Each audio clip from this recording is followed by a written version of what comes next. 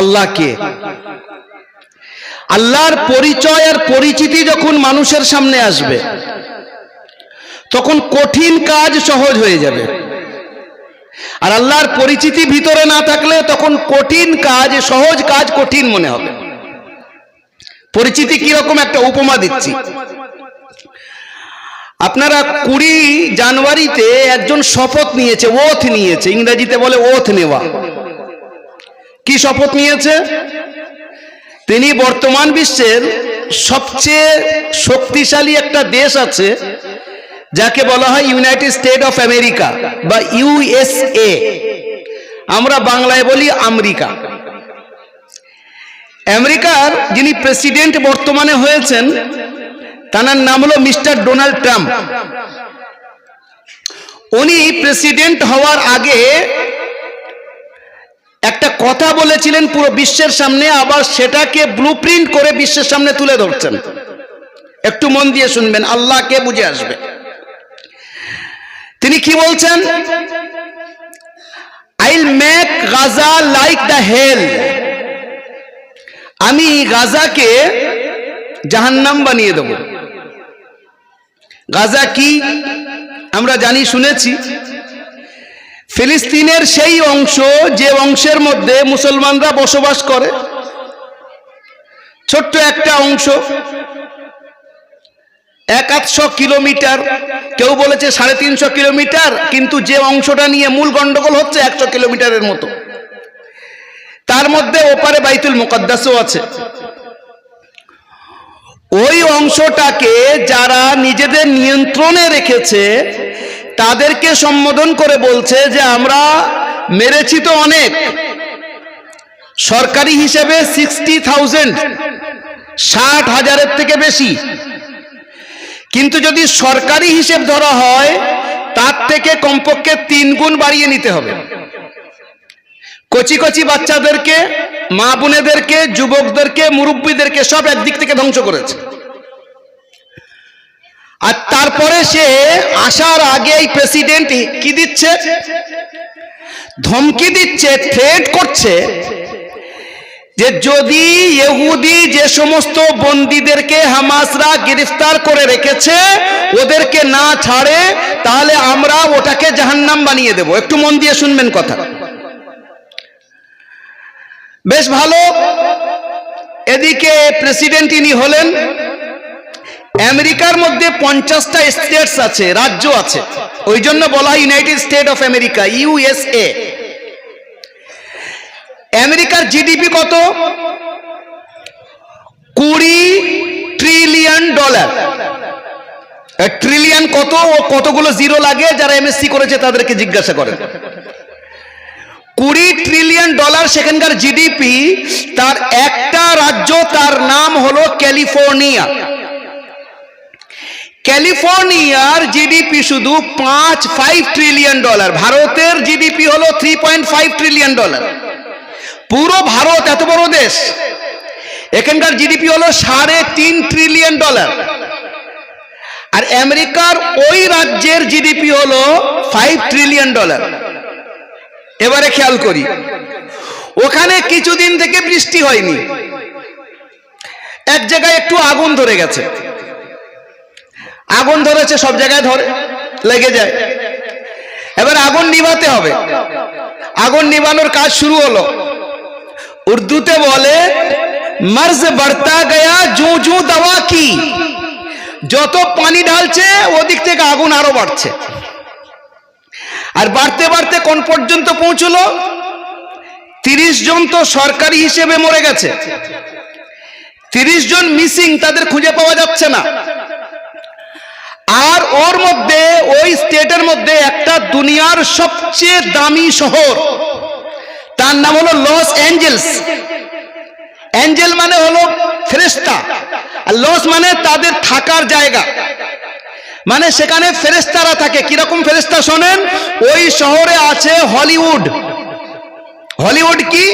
যেমন আমাদের ভারতবর্ষে সিনেমা তৈরি হয় বলিউড বলে, বাংলার সিনেমা তৈরি হয় টলিউড বলে, ঠিক পুরো পৃথিবীতে নগ্নতা ছড়ানোর নগ্নতার প্রচার প্রসারের পিছনে সবচেয়ে বেশি অবদান যাদের আছে তারা হলো হলিউডের লোকেরা। সেই শহরের মধ্যে হলিউড আছে, দুনিয়ার দামি শহর। আগুন লাগলো, ধরতে লাগলো, জ্বলতে লাগলো, লাস্টে মাথায় হাত যে আগুন কি করে লাগলো আর আমরা নিভাতে পারছি না কেন? আমেরিকার সর্বশক্তি দিয়েছে আগুন নিভানোর পিছনে। পাশে মেক্সিকো, সেখান থেকে লোক আসলো। ও পাশে কানাডা, সেখান থেকে লোক আসলো। বিশ্বের বিভিন্ন জায়গা থেকে ওদেরকে সাপোর্ট করলো। কিন্তু ততদিন আগুন কতটা ক্ষতি করেছে? ভারতীয় টাকায় 20 লক্ষ কোটি টাকা একদম ছাই হয়ে গেছে। 20 লক্ষ কোটি টাকা ছাই। একটু আগে কেউ বলছিল যে আমি গাজাকে জাহান্নাম বানাবো, কিন্তু কেউ করে দেখালেন যে তোর বাড়ির ভিতরে আমি জাহান্নাম বানিয়ে দেব, ক্ষমতা থাকে তাহলে তুই আগুন নিভিয়ে দেখা। তার নাম কি একবার জোরে বলেন, জোরে বলেন একবার। আল্লাহ হুয়া, তিনি হলেন আল্লাহ। যারা আল্লাহকে চিনতে পেরেছে তাদের জন্য কঠিন সহজ। যদি ওদের চোখ থাকে তো ওরা দেখে নিক যে তুমি নিজেকে ফিরাউন বলে দাবি করছো, নিজেকে পুরো পৃথিবীর মধ্যে এখন বর্তমানে এসে বলছে কি যে ফিলিস্তিনের মধ্যে যত মুসলমান আছে 23 লক্ষর আশপাশে, তাদেরকে অন্যান্য জর্ডান আর মিশরের মধ্যে দিয়ে যাও, এটাকে আমি একটা পিকনিক প্লেস বানাবো। যেখানে আল্লাহ পাকের ঘর আছে, মুসলমানদের ঈমান যে ঘরের সঙ্গে, তার নাম হলো বাইতুল মুকদ্দাস। যেখান থেকে মুহাম্মদ মুস্তাফা সাল্লাল্লাহু আলাইহি ওয়াসাল্লাম মেরাজে গেছেন, যেখানে হযরত ঈসা আলাইহিস সালাম জন্ম নিয়েছেন, যেখানে 3টে ধর্মের মূল পীঠস্থান বলা হয়, ইসলাম, খ্রিস্টানিজম এবং ইহুদিজম, বা ইহুদিদেরও সেখানে মুবারক জায়গা, খ্রিস্টানদের মুবারক জায়গা, আর মুসলমানদের তো আছেই আছে। সেই জায়গাকে সেটাকে তারা আড্ডাখানা বানাবে বলছে। যদি চোখ থাকে তে দেখুক আল্লাহ বলে কেউ আছেন। যারা আল্লাহকে চিনেছেন তাদের জন্য সবকিছু উৎসর্গ করা সহজ। আমি একটা ছোট্ট ঘটনা আপনাদেরকে বলছি। হযরত ইব্রাহিম খলিলুল্লাহ, আমরা তো নাম জানি। 5 জন বিখ্যাত নবী আছেন, বড় নবী।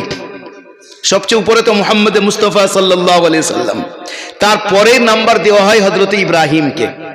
বাকি হযরতে মুসা আছেন, ঈসা আছেন, হযরতে আদম আলাইহিস সালাম এসব আছেন। বাকি অনেক নবী আছেন, 1,24,000 আম্বিয়া আলাইহিমুস সালাতু ওয়াস সালাম আছেন। কিন্তু এরকম আল্লাহ বলছেন তিলকার রুসুলু ফাদ্দালনা বা'দাহুম আলা বা'দ। কোন কোন রাসূলকে কারোর উপরে আল্লাহ পাক প্রাধান্য দিয়েছেন বিভিন্ন বিষয়ে। হযরত ইব্রাহিম খলিলুল্লাহ তিনি ছাগল চড়াচ্ছিলেন। মা মিন নাবিয়্যিন ইল্লা ওয়াকাদ রাআল গনাম, প্রত্যেকটা নবী ছাগল চড়িয়েছেন। হাদিস শরীফের মধ্যে এসেছে, আল্লাহ রাসূলকে জিজ্ঞাসা করা হচ্ছে, ইয়া রাসূলুল্লাহ আপনিও ছাগল চড়িয়েছেন? বলছে হ্যাঁ আমিও চড়িয়েছি। এর মধ্যে হিকমত কি? অনেকগুলো। আমি 2টো হিকমতের কথা আপনাদেরকে বলি। 1 নম্বর হলো, ছাগল চড়ানো হাদিস শরীফের মধ্যে এসেছে যারা ঘোড়ার সঙ্গে থাকে, উটের সঙ্গে থাকে, তাদের মধ্যে অহংকার আসে। আল ফখরু ওয়াল খুয়ালা ফি আসহাবিল কাইল। কারণ ঘোড়ার মধ্যে যারা ঘোড়া সেই যুগে নিয়ে চলতো তারা বড় লোক হতো, তাদের মধ্যে অহংকারের ভাব আসে। আর যারা ছাগলের সঙ্গে থাকে তাদের মধ্যে নম্রতা আসে। এটা হাদিসের মধ্যে এসেছে। তো এটা আমাদেরকে শিক্ষা দেওয়া হয়েছে নবীদের দ্বারায় যে সবসময় নিজেকে নিচু রাখবে, আল্লাহ উঁচু করে দেবেন। মান তাওয়াদা লিল্লাহ রাফাহুল্লাহ, যে নিজেকে আল্লাহর জন্য নিচু করবে আল্লাহ তাকে উচ্চ মর্যাদা দেবে, আর যে নিজেকে উপর করতে যাবে আল্লাহ তাকে ধাক্কা দিয়ে নিচে ফেলে দেবে। একটা তো এই কারণ। আমরা শুনেছি লোকমান হাকিমের নাম। লোকমান হাকিম কোরআনে কারীমের মধ্যে একটা সূরা আছে, সূরা লোকমান নামে 21 পারার মধ্যে। লোকমানের ব্যাপারে অধিকাংশের রায় হলো, তাদের অভিমত হলো যে উনি নবী ছিলেন না, উনি একজন আল্লাহর ওলি ছিলেন। কিভাবে পেলেন আল্লাহর বিলায়াত? উনি ছাগল চড়াচ্ছিলেন, তো একটা ছাগল দৌড়চ্ছে আর উনিও পিছনে পিছনে দৌড়চ্ছেন। অনেকক্ষণ পরে ছাগলটাকে ধরতে পেরেছেন। তো আমরা যদি ক্লান্ত হয়ে যাই তো 2-4 গা কষিয়ে দিই কিনা, আমাকে এত কষ্ট দিলি কেন? লোকমান হাকিম তাকে ধরে বলছেন, তুইও কষ্ট পেলি, আমাকেও কষ্ট দিলি, প্রথমেই ধরা দিতে পারতিস। আল্লাহ পাক তার মখলুকের সঙ্গে হযরতে লোকমানের এই ব্যবহারকে এত পছন্দ করেছেন যে আল্লাহ পাক তাকে হিকমত দান করেছেন, ভিলায়াত দান করেছেন। বলেন সুবহানাল্লাহ। বলছিলাম ব্রাদারান ইসলাম, ছাগল চড়ানোর তো একটা লাভ এই যে তার মধ্যে নম্রতা আসে। দ্বিতীয় লাভ কি? আপনার 10টা ছাগল আছে, 20টা ছাগল আছে, আপনি নিয়ে যান, ছাগল ছেড়ে দিয়ে যদি চালিয়ে চালিয়ে নিয়ে যান, একটা ওদিক দৌড়বে, একটা এদিকে দৌড়বে। এবার আপনি মোটা লাঠি নিয়ে যদি বলে ওদিকে যাচ্ছিস কেন, এক লাগাবো, ছাগলের একটা হাড় হাড্ডি ঠিক থাকবে তো? মোটা লাঠি নিয়ে যদি মারেন হাড় ভেঙে যাবে। তো কি করবেন, একটা লম্বা মতো আর পাতলা মতো পাটকাঠি টাইপের আপনি নেবেন, নিবে ভয় দেখাবেন, এদিকে আয়, এদিকে আয়, এদিকে আয়। নবীদেরকে আল্লাহ পাক প্র্যাকটিস করিয়েছেন। উম্মতকে বলা হবে এসো নামাজের জন্য, এসে রোজার জন্য, এসো যাকাতের জন্য, ওরা এদিক ওদিক পালাবে, আবার ভালো বলে একটু ভয় দেখিয়ে এই কাছাকাছি টেনে আনা। যে কথাটা আমি আসছিলাম, হযরত ইব্রাহিম খলিলুল্লাহ, মনে আছে আপনাদের কি বলেছি? হুয়া বলতে কি? হুয়া বলতে তিনি, যারা তাকে চিনেছে তাদের জন্য প্রত্যেকটা কাজ সহজ। হযরত ইব্রাহিম খলিলুল্লাহ ছাগল চড়াচ্ছিলেন, সামনে একজন অপরিচিত ব্যক্তি এসেছে, এসে কি পড়ছে?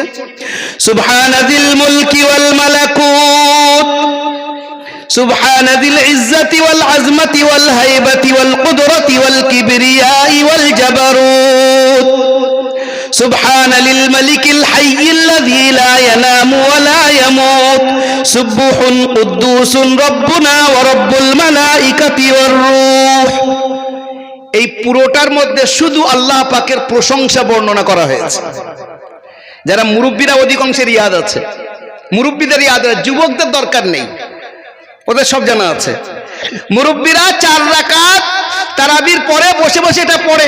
আমরাও আমাদের মুরব্বীদের কাছ থেকে শিখেছি, বাপ চাচাদের কাছ থেকে শিখেছি। তারা বলে বাবা এটা ইয়াদ কর, এইটা পড়, সেই পড়ে পড়ে শেখা। কিন্তু পরে গিয়ে ঘটনাটা সামনে এসছে। হযরত ইব্রাহিম ছিলেন আল্লাহর খলিল, আল্লাহর আশিক। উনি বলছেন ইয়া আব্দুল্লাহ আসমিনি মাররাতান উখরা, আমাকে আরেকবার শোনাও না। সেই ব্যক্তি বলছে আমি তো আগে ফ্রিতে শুনিয়েছি, এবার আর ফ্রিতে শোনাবো না, এবারে মালকড়ি লাগবে। বলে কি নেবে তুমি? বলে তুমি দাও, কি দেবে? বলে আমার ছাগলের হাত তোমাকে দিয়ে দিচ্ছি। হাত ছাগল দিয়ে দেবে? বলে হ্যাঁ শোনাও। শুনিয়েছে। হযরত ইব্রাহিমের পিপাসা আরো বেড়ে গেছে। কেন? আল্লাহর প্রশংসা তার মধ্যে আছে যে। বলছে ও ভাই আর একবার শোনাবে? বলে কি দেবে এবারে? বলে বাকি হাত দিয়ে দেবো।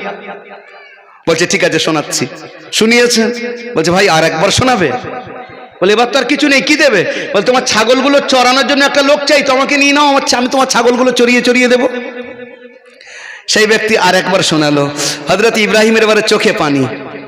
উনি বলছেন ও আল্লাহর বান্দা, আমার কাছে আর কিছু নেই, আমার কাছে যদি বাড়তি আর কিছু থাকতো, আমি তো ছাগলও দিয়ে দিয়েছি, আমাকেও তোমাকে দিয়ে দিয়েছি, আরো একবার আল্লাহর প্রশংসা তোমার মুখ থেকে আমি শুনতাম।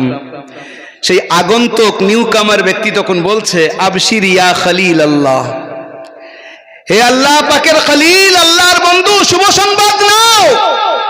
আনা লাস্তু বিইনসান, আমি কোনো মানুষ নই। আল্লাহ পাক আমাকে তানার প্রশংসা দিয়ে তোমার কাছে পাঠিয়েছেন যে যাও আমার খলিলের সামনে আমার প্রশংসা করে দেখো তিনি আমার কতটা দাম দেন।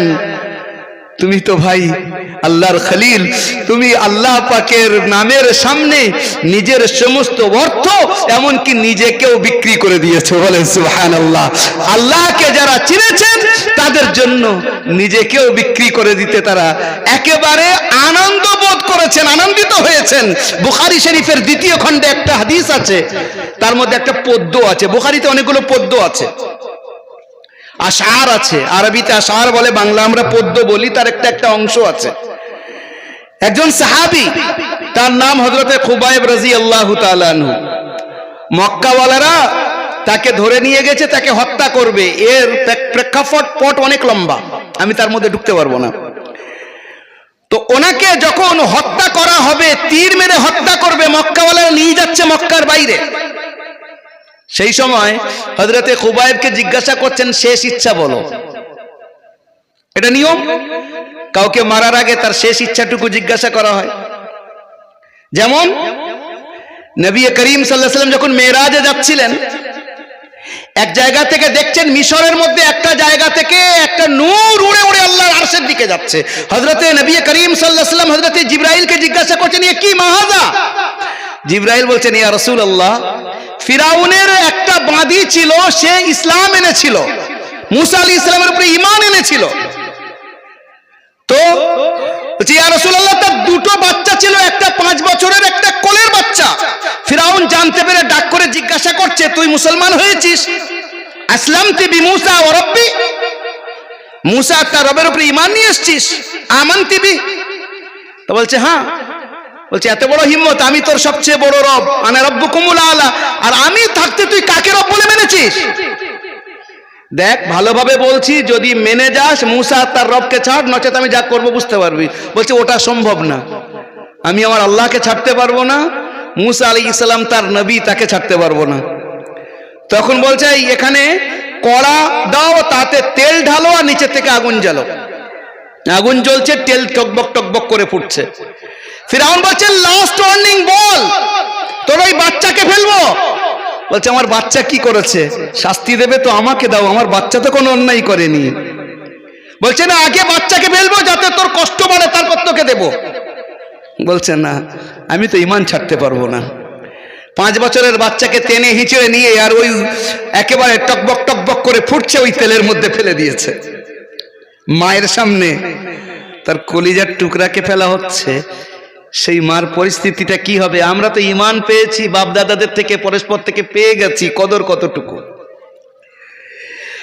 তখন ওই বাদীর সামনে তার বাচ্চা এসে দাঁড়িয়ে বলছে, লা তাখাফি ওয়া লা তাহজানি, আম্মি ভয় করার কিছু নেই, আমার আত্মা, আমি এখানে দাঁড়িয়ে আছি, আপনি আসবেন আর আমার ছোট ভাই আসবে, একসঙ্গে আল্লাহর দরবারে হাজিরি দেব। একটু পরে ফিরাউন বলছে, এবারে তো ছোট বাচ্চাকে ফেলবো। বলে একটা বাচ্চা তোমার চলে গেছে, আর একটা বাচ্চা আল্লাহর জন্য যাবে, আর কি করব? কচি বাচ্চা কোল থেকে নিয়ে তাকেও ফেলে দিয়েছে। 2 বাচ্চার আত্মার সামনে দাঁড়িয়ে মাকে বলছে, আম্মা আমরা অপেক্ষা করছি। এইবারে ফিরাউন বলছে, শেষটুকু বল, তোর শেষ ইচ্ছা কি? বললাম একটু আগে, শেষ ইচ্ছা মরণের আগে। তো বাঁধি বলছে, আমার শেষ ইচ্ছা তুই পূরণ করতে পারবি? বলে বল। বলে আমার মারা যাওয়ার পরে আমার বাচ্চাদের আর আমার হাড্ডিগুলো একই জায়গায় দাফন করিস। হযরতে জিবরাইল আলাইহিস সালাতু ওয়াস সালাম বলছেন, ইয়া রাসূলুল্লাহ, ওই বাঁধি আর তার বাচ্চাদেরকে যে জায়গায় দাফন করা হয়েছে সেখান থেকে নূর আজও পর্যন্ত আল্লাহর আরশের দিকে উঠে উঠে যাচ্ছে। বলেন সুবহানাল্লাহ। আল্লাহকে চিনেছে, নিজেকে উৎসর্গ করছে। হযরত খুবাইব রাদিয়াল্লাহু তাআলা আনহু জানাকে তারা মারার জন্য, কাফিররা মারার জন্য যখন নিয়ে যাচ্ছে, তাকে জিজ্ঞাসা করছে, শেষ যেটা ইচ্ছা, শেষ আশা সেটা বলো। হযরতে খুবাইব হাদিস শরীফের মধ্যে, বুখারীর মধ্যে এসেছেন, ইন্নাহু আউয়াল মান সান্না রাকাতাইন ক্বাবলা আল মাউত, ইন্তেকালের পূর্বে যে ব্যক্তি 2 রাকাত নামাজের সুন্নাত জারি করেছেন, যে আমি জানতে পাচ্ছি আমাকে ওরা মেরে দেবে, যদি শেষ ইচ্ছা বলে, শেষ ইচ্ছা কি? 2 রাকাত নামাজ পড়ে নিও। হযরতে খুবাইব 2 রাকাত নামাজ পড়লেন, নামাজটাকে শর্ট করলেন, লম্বা পড়লেন না। আর তারপরে বললেন, আমি নামাজটাকে লম্বা পড়তে চাইছিলাম, কিন্তু তোমরা মনে করবে মৃত্যুর ভয় আমি নামাজ লম্বা করে দিচ্ছি। মৃত্যুর ভয় আমার নেই, ও তো আমার হবেই হবে, তবে আমি 2 রাকাত নামাজ পড়লাম। এইবারে তিনি একটা শের পড়ছেন, যে পদ্যটার কথা আমি বুখারীর মধ্যে এসে বললাম, ফালাস্তু উবালি হিনা উকতালু মুসলিমান আলা আই জামবিন কানা ফিল্লাহি মাসরাই ওয়াযাকা ফি যাতিল ইলাহি ওয়া ইয়াশা ইউবারিক ফি আওসালি শিলবিল মুমাজ্জাই। আল্লাহর ওই বান্দা, আল্লাহর রাসূলের ওই সাহাবী বলছেন, আমার পরোয়া নেই, আমাকে যদি টুকরো টুকরো করে দেওয়া হয়, আমি ডান দিকে পড়ে মরি আর বাম দিকে পড়ে মরি, সামনে পড়ে মরি আর পিছনে পড়ে মরি, বাস আল্লাহর সামনে আল্লাহর জন্য যদি আমি মরি, আমাকে টুকরো টুকরো করলে আমার কোনো পরোয়া নেই মালিক, বাস তোমার সন্তুষ্টি আমার সামনে, তুমি সন্তুষ্ট হয়ে যাও, আর কাউকে চাই না। বলছিলাম হুয়াল্লাযী বাআসা ফিল উম্মিয়িনা রাসূলা, হুয়া বলতে আল্লাহ। সবচেয়ে বেশি কে চিনেছেন আল্লাহকে? যিনি যতটা বেশি চিনেছেন, তানাদের জন্য খুব বেশি চিনলে তাহাজ্জুদেও তারা ঘুমাতে পারেন না, ঠেলে ওঠেন। আর আমাদের মতো কমজোররা ফজরের নামাজে উঠতে কষ্ট হয়ে যায়। জি, কিন্তু যারা আল্লাহ পাকের ওলি, যারা বুজুর্গ, যারা আল্লাহর মোহাব্বত যাদের অন্তরে ঢুকেছি আছে, যারা আল্লাহ আল্লাহ করে নিজের কলবটাকে পরিষ্কার করে নিয়েছেন, তাদের জন্য নামাজের আজান হলে পাগল হয়ে যাবেন, দৌড়বেন যে আমি মসজিদে কখন হাজরি দেব, কখন আল্লাহর দরবারে উপস্থিত হব। ব্রাদারান ইসলাম, বলছিলাম আল্লাহ তিনি যিনি আমাদের সবাইকে তৈরি করেছেন। He had created all of us. তিনি সবাইকে তৈরি করেছেন, তিনি তৈরি করে ছেড়ে দেননি।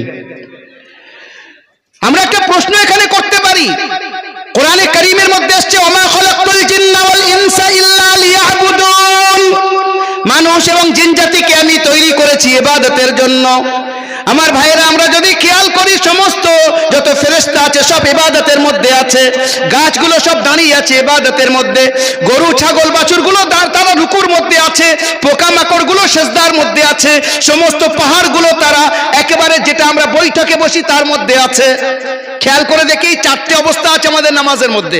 এক নম্বর, হয় আমরা দাঁড়াবো, গাছগুলো দাঁড়িয়ে আছে, হয় আমরা রুকুতে যাব, তো যত চতুষ্পদ জন্তু আছে সব রুকুর মধ্যে আছে, আমরা সেজদায় যাব, যত পোকামাকড় আছে সব সেজদার মধ্যে আছে, নচেত আমরা নামাজের মধ্যে বসবো, তো পাহাড়গুলো বসে আছে। সমস্ত মখলুক এই চারটের মধ্যে কোনো একটা ইবাদতের মধ্যে আছে, ইবাদতের মধ্যে আছে। তো তাহলে আমাদেরকে আল্লাহ কেন বলছেন তোমাদেরকে তৈরি করেছি আমার ইবাদত করো? কেন এই কথাটা বলছেন? ইবাদত তো সবাই করছে। বরং কোরআন পরিষ্কার বলছে ওয়া ইম মিন শাইইন ইল্লা ইউসাব্বিহু বিহামদিহি ওয়ালাকিন লা তাফকাহুনা তাসবিহাহুম। প্রত্যেকটা মাখলুক আল্লাহর ইবাদত করে, আল্লাহর তাসবিহ করে। তোমরা জানতে পারো না ওটা আলাদা কথা, তোমরা বুঝতে পারো না ওটা আলাদা কথা। তাহলে এই পরিস্থিতির মধ্যে আল্লাহ পাক আমাদেরকে বলছেন তোমাদেরকে ইবাদত করার জন্য তৈরি করেছি। এর মানেটা কি হবে? এর মানে বর্ণনা করেছেন হযরতে আব্দুল্লাহ ইবনে আব্বাস রাদিয়াল্লাহু তাআলা আনহুমা। তিনি বলছেন ওমা খলাকতুল জিন্না ওয়াল ইনসা ইল্লা লিয়াবুদুন, এর মানে হলো লিয়ারিফুন, যাতে আমাকে চেনো, আমাকে চিনতে পারো। যারা আল্লাহকে চিনেছেন তাদের জন্য সব কাজ সহজ হয়ে গেছে। বলছিলাম ব্রাদারান ইসলাম, আল্লাহ সুবহানাহু ওয়া তাআলা আমাদের চেনার বিভিন্ন পন্থা দিয়েছেন। এই দুনিয়াতে ডাইরেক্ট আল্লাহ আসবেন না, আমাদের সামনে এসে আল্লাহ দাঁড়াবেন না যে আমি আল্লাহ, আমাকে সিজদা করো, কারণ আমাদের চোখের মধ্যে সেই ক্ষমতা নেই। একজন নবী বলেছিলেন রব্বি আরিনি আনজুর ইলাইক। হযরত মুসা আলাইহিস সালাম বলছেন আল্লাহ একবার দেখা দাও না, তোমাকে দেখতে চাই। আর নবীরা শারীরিক দিক থেকে, মানসিক দিক থেকে, সব দিক থেকে সবচেয়ে মজবুত হন। তিনি বলছেন পাঁচজন বড় নবীর মধ্যে, কোরআনে কারীমের মধ্যে আল্লাহর রাসূলের পরে সবচেয়ে বেশি যার নিয়ে আল্লাহ পাক জিকির করেছেন, আলোচনা করেছেন, তিনি হলেন হযরত মুসা আলাইহিস সালাম। তিনি বলছেন আল্লাহ আমাকে দেখা দাও না। আল্লাহ কি বলছেন? লান তারানি ওয়ালাকিন ইনজুর ইলাল জাবাল ফাইন ইসতাকাররা মাকানাহু ফাসাউফা তারানি। তুমি আমাকে দেখতে পাবে না, ওই পাহাড়ের দিকে লক্ষ্য করো, পাহাড়ের দিকে আমি আমার নূর দেব, যদি তুমি সহ্য করতে পারো তাহলে আমাকে দেখতে পাবে। আল্লাহ পাক নূর দিয়েছেন, পাহাড় তো শেষ, মুসা আলাইহিস সালাম বেহুশ। তার মানে অত বড় নবী তিনি আল্লাহকে দেখতে পাচ্ছেন না, তো আমি আপনি কি করে বলবো যে আমরা দেখতে পাবো? সম্ভব না, এখানে সম্ভব না। হ্যাঁ, জান্নাতের মধ্যে আল্লাহ সুবহানাহু ওয়া তাআলার সবচেয়ে বড় নিয়ামত হলো আল্লাহর দিদার। সব পাওয়া যাবে সেখানে। মালা আইনুন রাআত ওয়ালা উযুনুন সামিআত ওয়ালা খাতারা আলা কলবি বাশার। না কোনো চোখ দেখেছে, না কান শুনেছে, না অন্তর কল্পনা করতে পেরেছে। আল্লাহ জান্নাতীদেরকে সামনে রেখে জিজ্ঞাসা করবেন পর্দার অন্তরাল থেকে, তোমরা সব পেয়েছো? হে আল্লাহ, আমাদের কল্পনার বাইরে পেয়েছি, আর কিছু চাও? হে আল্লাহ আর কি, বাস তুমি রাজি হয়ে যাও। আল্লাহ বলবেন রাজি না হলে জান্নাতে আসতে দিতাম না, জান্নাতে আসতে দিয়েছি মানে আমি রাজি হয়ে গেছি সর্বদার জন্য। আর কিছু চাও? হে আল্লাহ আর কি চাইবো? ওলামাদের প্রয়োজন পড়বে, ওখানে আলেমদের প্রয়োজন পড়বে। আলেমদের সেখানে আলেমদের শিরোমণি হবেন হযরতে আলী রাদিয়াল্লাহু তাআলা আনহু। হযরত আলীর কাছে সব জমা হবেন। হে আমিরুল মুমিনিন, হে হায়দারে কাররার, যার ব্যাপারে আল্লাহ রাসূল বলেছেন আনা মাদিনাতুল ইলমি ওয়া আলিয়ুন বাবুহা, আমি ইলমের শহর আর আলী হলেন তার দরজা। একদিন হযরত আলী রাদিয়াল্লাহু তাআলা নিজে বলছেন আমি শুধু বিসমিল্লাহ সূরা ফাতিহার যদি ব্যাখ্যা করি, সূরা ফাতিহার লাআওকারতু ৭০ বাঈরা, ৭০টা উট আমার ব্যাখ্যার বোঝা তৈরি হবে, যেগুলো কিতাব ৭০টা উট সেটাকে বয়ে বয়ে নিয়ে যাবে। একদিন এশার পরে শুধু বিসমিল্লাহর ব্যাখ্যা শুরু করেছেন, এশার পর ওর বা আরবি ভাষার একটা বৈশিষ্ট্য আছে, আপনাদের কি বলবো, ওলামারা জানেন সব। আপনি আপনার বাচ্চাকে ইংরাজি পড়াচ্ছেন ABCD, ওই বাচ্চা যদি ঘুরিয়ে জিজ্ঞাসা করে স্যার এ মানে কি, স্যার বলে চুপ পড়, এ মানে কিচ্ছু হয় না, পড় এ মানে এ আবার মানে কি হয়, বি বলে স্যার বি মানে বলে কিচ্ছু না, যা বলি তাই পড়, এই কথা বলবে না। আচ্ছা ও হর্ষই দীর্ঘই, বাচ্চাকে আপনি পড়াচ্ছেন, ওই বাচ্চা ঘুরিয়ে দিকে জিজ্ঞাসা করে স্যার ও মানে কি, বলে বাবা ও মানে হয় না, তুই পড়, আমি যা বলি তাই পড়। যখন ও বরকিজ র হবে বা ও বরকুজ্জয় হস্যু হবে, অজু তার মানে হবে, এখন মানে নেই। আরবি ভাষার বৈশিষ্ট্য আশ্চর্য হবেন, এর আলিফ থেকে ইয়া পর্যন্ত প্রত্যেকটা অক্ষরের একটা মানে না, একাধিক মানে আছে। বা যে শব্দটার 17টা মানে আছে, বা অক্ষরের। আবার এটাকে বিশ্লেষণ করছেন হযরতে আলী, এশার পর থেকে বসেছেন, ফজর হয়ে গেছে, বার ব্যাখ্যা শেষ হয়নি। আল্লাহ তাকে কিরকম ইলম দিয়েছেন, এত বড় আলিম হযরতে আলীউল মুর্তজা রাদিয়াল্লাহু তাআলা আনহু। তানার কাছে জান্নাতীরা জমা হবে আর বলবে হে হযরতে আলী রাদিয়াল্লাহু তাআলা আনহু, আপনি বলে দেন, আল্লাহ তো এই বলছেন যে চাও আরো কিছু, কি চাইবো? হযরতে আলী উত্তরে বলবেন আসল জিনিস বাকি আছে, ফাসআলু আহলা যিকরি ইন কুনতুম লা তা'লামুন, না জানা থাকলে যারা জানে তাদের কাছে জানা উচিত। আমাদের কিছু ভাই উঠেছে আজকাল মাশাআল্লাহ, সব মোবাইলের দ্বারা জানতে চেষ্টা করে, যা আসবে মোবাইল করলো আর সামনে ধরে বলছে এই তো এই বলছে হুজুর। মাফ করবেন, আপনার শরীর খারাপ বা আপনার বাড়িতে আপনার মায়ের শরীর খারাপ, অপারেশনের প্রয়োজন, আপনি ইংরাজি জানেন, MBBS MD ডক্টরের কাছে গেছেন, ডক্টর সাহেব আপনার সম্পর্কে জানে যে আপনি শিক্ষিত, ডক্টর সাহেব বলছেন বাবু তুমি তো ইংরাজি ভালো জানো, এক কাজ করো, অপারেশনের পদ্ধতি এই কিতাবে লেখা রয়েছে, এই বইয়ে লেখা রয়েছে, নিয়ে যাও, নিজে নিজে পড়ে অপারেশনটা করে নাও। কেউ করি আমরা এরকম? তখন বলবো স্যার দয়া করে ক্ষমা করে দেন, এইরকম করবেন না, আমার মায়ের জানের বিষয়, আপনি দয়া করে যা পয়সা লাগে করে দেন, এখানে ইংরেজি কাজে আসবে না, ও আপনার প্র্যাকটিস কাজে আসবে। এখানে ডক্টরের প্রয়োজন হলো, আপনার বাচ্চাকে দর্জি শেখাবেন, দর্জির মাস্টার করতে চাচ্ছেন, তার জন্য বলবেন এই অমুক টেলারের কাছে গিয়ে তার কাছে কাঁচি ধরা শেখ, 2-4 গা কষালে মেনে নিবি, যেন উ বলবি না।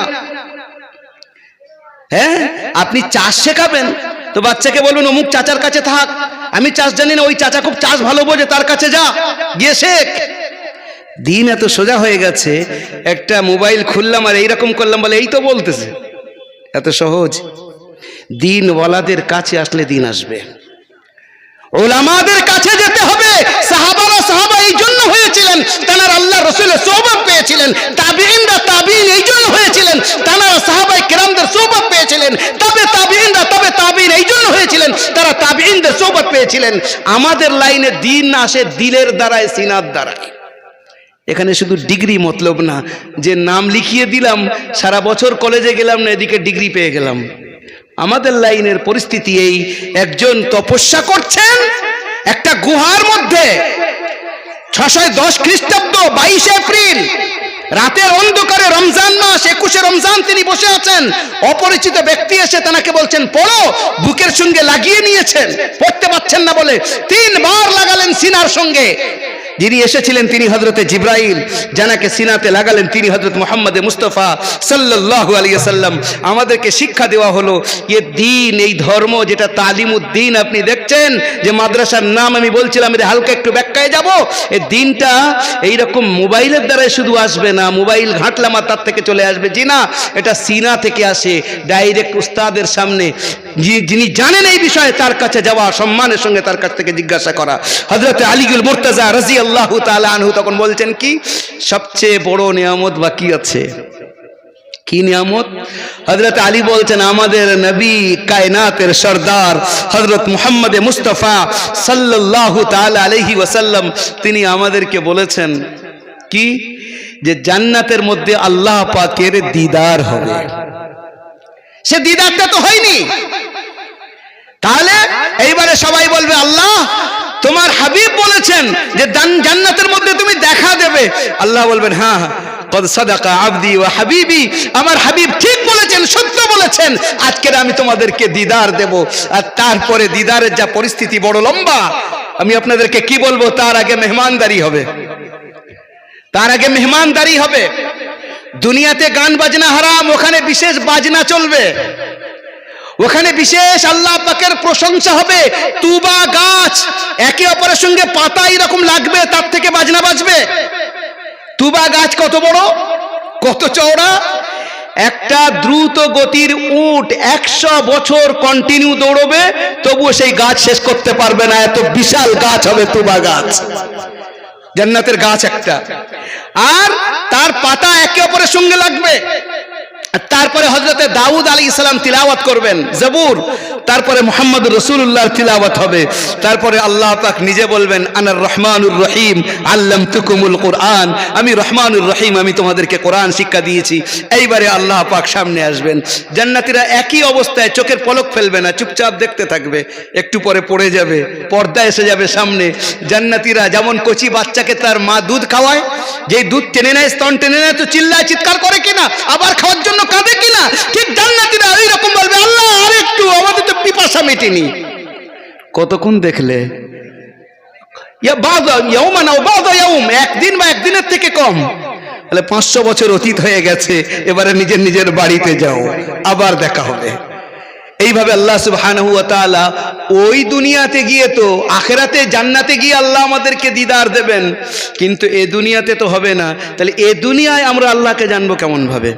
বলছিলাম হুয়াল্লাযী বা'সা ফিল উম্মিয়িন, হুয়া বলতে কে, আল্লাহকে চিনবো কিভাবে? আল্লাহ সুবহানাহু ওয়া তাআলা চেনার জন্য দুটো জিনিস দিয়েছেন, ভালো করে বুঝি কথাটা। একটা জিনিস কি? একটা জিনিস হলো যেটার নাম হলো আল কালাম, কোরআনে করিম বা কোরআনে আজিম যেটাকে আমরা বলি, ওটাকে আল্লাহ পাক দিয়েছেন। কথাটা ভালো করে বুঝি, শুধু কোরআন দিয়ে ছেড়ে দেননি যে কোরআন পাঠিয়ে দিলাম, তোমরা আরবি জানো, নিজেরা নিজেরা পড়ে তার ব্যাখ্যা করো, নিজেরা ঠিক করো। পৃথিবীর মধ্যে এমন কোন কিতাব আসেনি, আল্লাহ পাঠাননি যে কিতাবের সঙ্গে কোনো নবী পাঠাননি। প্রত্যেকটা কিতাবের সঙ্গে কোনো না কোনো নবী এসছে। এরকম হাজারো নবী এসেছেন যাদের সঙ্গে কিতাব দেননি, কিন্তু প্রত্যেকটা কিতাবের সঙ্গে আল্লাহ কোনো না কোনো নবী পাঠিয়েছেন। তো একদিক থেকে আল্লাহ কিতাব পাঠিয়েছেন, অপর দিক থেকে সাহেবে কিতাব পাঠিয়েছেন, যার নাম হযরতে মুহাম্মদ মুস্তাফা সাল্লাল্লাহু আলাইহি ওয়াসাল্লাম। আম্মাজি হযরত আয়েশা সিদ্দিকা রাদিয়াল্লাহু তাআলা আনহার কাছে একজন সাহাবী জিজ্ঞাসা করছেন, আম্মাজি আল্লাহ রাসূলের আখলাকের ব্যাপারে আমাদেরকে একটু বলেন, আল্লাহ রাসূলের চরিত্রের ব্যাপারে আপনি একটু বলেন। আম্মাজি হযরত আয়েশা সিদ্দিকা রাদিয়াল্লাহু তাআলা আনহা বলছেন, আমা করাতাল কুরআনা, কোরআনে কারীম কি তুমি পড়ো নাই? বলছে জি পড়েছি। বলে কোরআনে কারীম লিখিত কিতাব, আল্লাহ রসুল জীবন্ত কিতাব। কোরআনের মধ্যে যা আছে ওটাকে যদি জীবন্ত দেখতে চাও, তিনি অন্য কেউ নন, তিনি হলেন মুহাম্মদ মুস্তাফা সাল্লাল্লাহু আলাইহি ওয়াসাল্লাম। He was the last and greatest messenger. He was an ideal and spiritual personality who came to this world to lead the humanity towards the right destination. মুহাম্মদুর রাসূলুল্লাহ সাল্লাল্লাহু আলাইহি ওয়াসাল্লাম কায়নাতের সবার জন্য তিনি আইডিয়াল ছিলেন, আছেন এবং থাকবেন। এই পর্যন্ত পৃথিবীতে হুজুরের আগে যত নবী এসেছেন তারা চলে গেছেন, মুহাম্মদুর রাসূলুল্লাহ চলে যাওয়ার জন্য আসেননি। ভালো করে শুনবেন কথাটা, মুহাম্মদুর রাসূলুল্লাহ থাকার জন্য এসেছেন। তার মানে হলো হুজুরের নবুয়তের পরে দ্বিতীয় কোনো নবুয়ত নেই। হুজুর চলে গেছেন, কিন্তু হুজুরের নবুয়ত জিন্দা থাকবে কিয়ামত পর্যন্ত। হুজুরের পরে দ্বিতীয় কোনো নবী না, যার কারণে মুহাম্মদুর রাসূলুল্লাহর আনিত ধর্ম যে সত্য, তার সত্যতার প্রমাণের জন্য তিনটে মুজিজা কিয়ামত পর্যন্ত চলতে থাকবে। মুজিজা তো অনেকগুলো হুজুরের জীবনে এসেছে। হাতের মধ্যে হুজুর কাকর নিয়েছেন, সে কাকর পড়ছে লা ইলাহা ইল্লাল্লাহ মুহাম্মাদুর রাসূলুল্লাহ। অনেক মুজিজা আছে। হুজুর হাত দিয়ে ইশারা করছেন, চাঁদ দু টুকরো হয়ে যাচ্ছে, এও আছে। বরং হাদিসের কে আপনার তারিখের কিতাবের মধ্যে একটা আশ্চর্য টাইপের ঘটনা, আমি তারিখের কিতাব এখানে বলবো না, বরং বুখারী থেকে একটা হাদিস শোনাই আপনাদেরকে, তাহলে পরিষ্কার হয়ে যাবে। কারণ অনেক ভাই আবার বলবে কোন দেখো তারিখের বা ইতিহাসের কিতাব থেকে তুলেছে, আমি ওই জন্য ইতিহাসের মধ্যে না ঢুকে বুখারী থেকেই একটা রিওয়ায়াত শোনাচ্ছি আপনাদেরকে। নবী করিম সাল্লাল্লাহু তাআলা আলাইহি ওয়াসাল্লাম জুমার দিনে খুতবা দিচ্ছেন। খুতবা দেওয়ার সময় একজন সাহাবী উঠে দাঁড়িয়েছেন, দাঁড়িয়ে বলছেন, ইয়া রাসূলুল্লাহ, আমরা সব ধ্বংস হয়ে যাচ্ছি। তার মানে বলে আমাদের যে সমস্ত পশু আছে, অর্থাৎ উট আছে, ঘোড়া আছে, ছাগল আছে, সব মরে যাচ্ছে। কেন? বলে দুর্ভিক্ষ দেখা দিয়েছে, এক ফোঁটা পানি নেই। আর ওই সাহাবী বলছেন, ওয়াকানাতিস সামাউ সাফিয়া, আকাশ পরিষ্কার, কিচ্ছু নেই, আকাশে একদম ধুধু করছে, পানি নেই। আল্লাহর মেহবুব সাল্লাল্লাহু আলাইহি ওয়াসাল্লাম তখন খুতবা দিতে দিতে আল্লাহর কাছে দোয়া করলেন, হে আল্লাহ, তোমার রহমতের বৃষ্টি দাও। ওই সাহাবী বলছেন, হুজুর খুতবা দিয়ে নামাজ শুরু করেছেন, এর মধ্যে আকাশ ঘিরে গেছে, আমরা যখন বাড়িতে যাচ্ছি তখন সবাই ভিজতে ভিজতে বাড়িতে যাচ্ছি। একবার জোরে বলেন সুবহানাল্লাহ। ভিজতে ভিজতে বাড়িতে যাচ্ছি। আচ্ছা, ওদিন বৃষ্টি হলো, দ্বিতীয় দিন বৃষ্টি হলো, বুখারী শরীফের বিভিন্ন জায়গায় এই রিওয়ায়াতটা আছে যেটা আমি শোনাচ্ছি, তাহলে আপনাদের জন্য বোঝা সহজ হয়ে যাবে, আমি অন্য এদিক ওদিক থেকে তুলছি না। তৃতীয় দিন বৃষ্টি হলো। এই শুক্রবার থেকে নেক্সট ফ্রাইডে, আগামী শুক্রবার পর্যন্ত বৃষ্টি হচ্ছে। ওই সাহাবী অথবা অন্য সাহাবী উঠে দাঁড়িয়েছেন, সব ভিজতে ভিজতে মসজিদে এসেছেন। ইয়া রাসূলুল্লাহ, কি হয়েছে? ইয়া রাসূলুল্লাহ, সব শেষ হয়ে যাবে। কেন? কদ তাহাদ্দামাতিল বুয়ুত, ঘর ভেঙে যাচ্ছে, আমাদের বাড়ি ঘর ডুবে যাচ্ছে, এত বৃষ্টি হচ্ছে। তো হুজুর তখন মুচকে মুচকে হাসছেন। হুজুর তখন মুচকে মুচকে হাসছেন। শোনেন হুজুরের হাসি কেমন ছিল, হুজুর হাসতেন কিভাবে। Each and everything we can find in that authentic hadith which said our Prophet Muhammad sallallahu alaihi wasallam. পৃথিবীর মধ্যে দ্বিতীয় কোনো ব্যক্তি নেই যার জবান থেকে যা বার হয়েছে সাহাবারা সেটাকে নকল করে উম্মত পর্যন্ত পৌঁছে দিয়েছেন। পায়ের নখ কেমন রাখতেন, চুল মুবারক কেমন, দাড়ি মুবারক কেমন, পাগড়ি কেমন, তেল কিভাবে ব্যবহার করতেন, এমনকি মধ্যিখান থেকে সিধা কাটতেন না, পাগড়ি কত বড় হতো, পিছনের সামলা কতটা হতো, হুজুরের পাগড়ি কতটা লম্বা হতো, পৃথিবীর দ্বিতীয় কাউকে খুঁজে পাবো না। আল্লাহর মেহবুবকে আল্লাহ হেফাজত করে আমাদের কাছে তুলে দিয়েছেন। আমার বান্দারা, যদি আমার হতে চাও, খিলাফে পয়ম্বর কাসে রাহ গুজিদ কে হরগিজ বমনজিল না খাদ রসিদ তরসম কে নরসি বাকাবা আয় আরাবি কি রাহ তু মিরবি বতুর্কিস্তান আস্ত। আল্লাহ রসুলকে ছেড়ে অন্য কোন রাস্তায় কেউ যদি যায় সে ভটকে যাবে, ধ্বংস হবে, বরবাদ হবে। আল্লাহ বলছেন, যদি আমাকে পেতে চাও, আমার মেহবুব, আমাকে যদি ভালোবাসতে চাও, তাহলে আমার মেহবুবের পিছনে চলো, আমি তোমাদেরকে আমার মেহবুব বানিয়ে নেব। মুহাম্মদ রাসূলুল্লাহ সাল্লাল্লাহু আলাইহি সাল্লাম হাসতেন কিভাবে তাও পর্যন্ত এসেছে। রাগতেন যখন, তার পরিস্থিতি কি? রাগের সময় হুজুর কি করতেন? হুজুর জীবনে কাউকে বড় কথা বলেননি। জীবনে রেগে যখন যেতেন, নিজের ব্যক্তিগত কারণে জীবনে রাখতেন না, জীবনে না। শরীয়তের ব্যাপারে কেউ কোনো কথা বললে হুজুরের রাগের সামনে বসার ক্ষমতা কারণ ছিল না। বুখারীর মধ্যে একটা হাদিস এসেছে, আমি ওই জায়গায় নিয়ে যাচ্ছি আপনাদেরকে যেখান থেকে শুরু করেছিলাম। একদিন একটা বড় বংশের মহিলা চুরি করে ফেলেছে। আর আমাদের এখানকার নিয়ম কি, পুরো বিশ্বের নিয়ম কি চলছে? মাইট ইজ রাইট, জোর যার মুল্লুক তার, এই নীতি সার।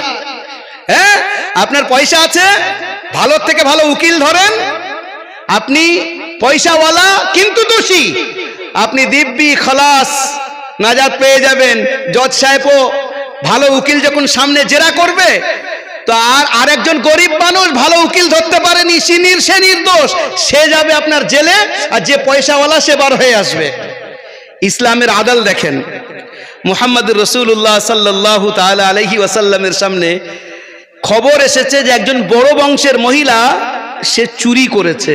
আর ইসলামের মধ্যে কয়েকটা গুনাহ বা কয়েকটা দোষ, কয়েকটা জুরুম, তার সাজা নির্ধারিত আছে।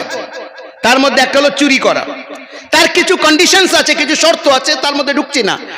সে শর্তগুলো পাওয়া গেছে, হুজুর বললেন ওই মহিলার হাতটা কেটে দাও, ওই মহিলার হাতটা কেটে দাও। ইসলামের মধ্যে চুরির সাজা হলো হাত কাটা, কিন্তু ভালো করে মনে রাখবো তার জন্য কন্ডিশনস আছে। তার সাক্ষী চাই, প্রত্যক্ষদর্শী, তার সঙ্গে কিছু পয়সা নির্ধারিত আছে, তার থেকে বা বেশি হতে হবে, তার থেকে কম হলে হবে না, তারপরে গিয়ে এগুলো মানে প্রমাণ হবে, প্রমাণিত হবে।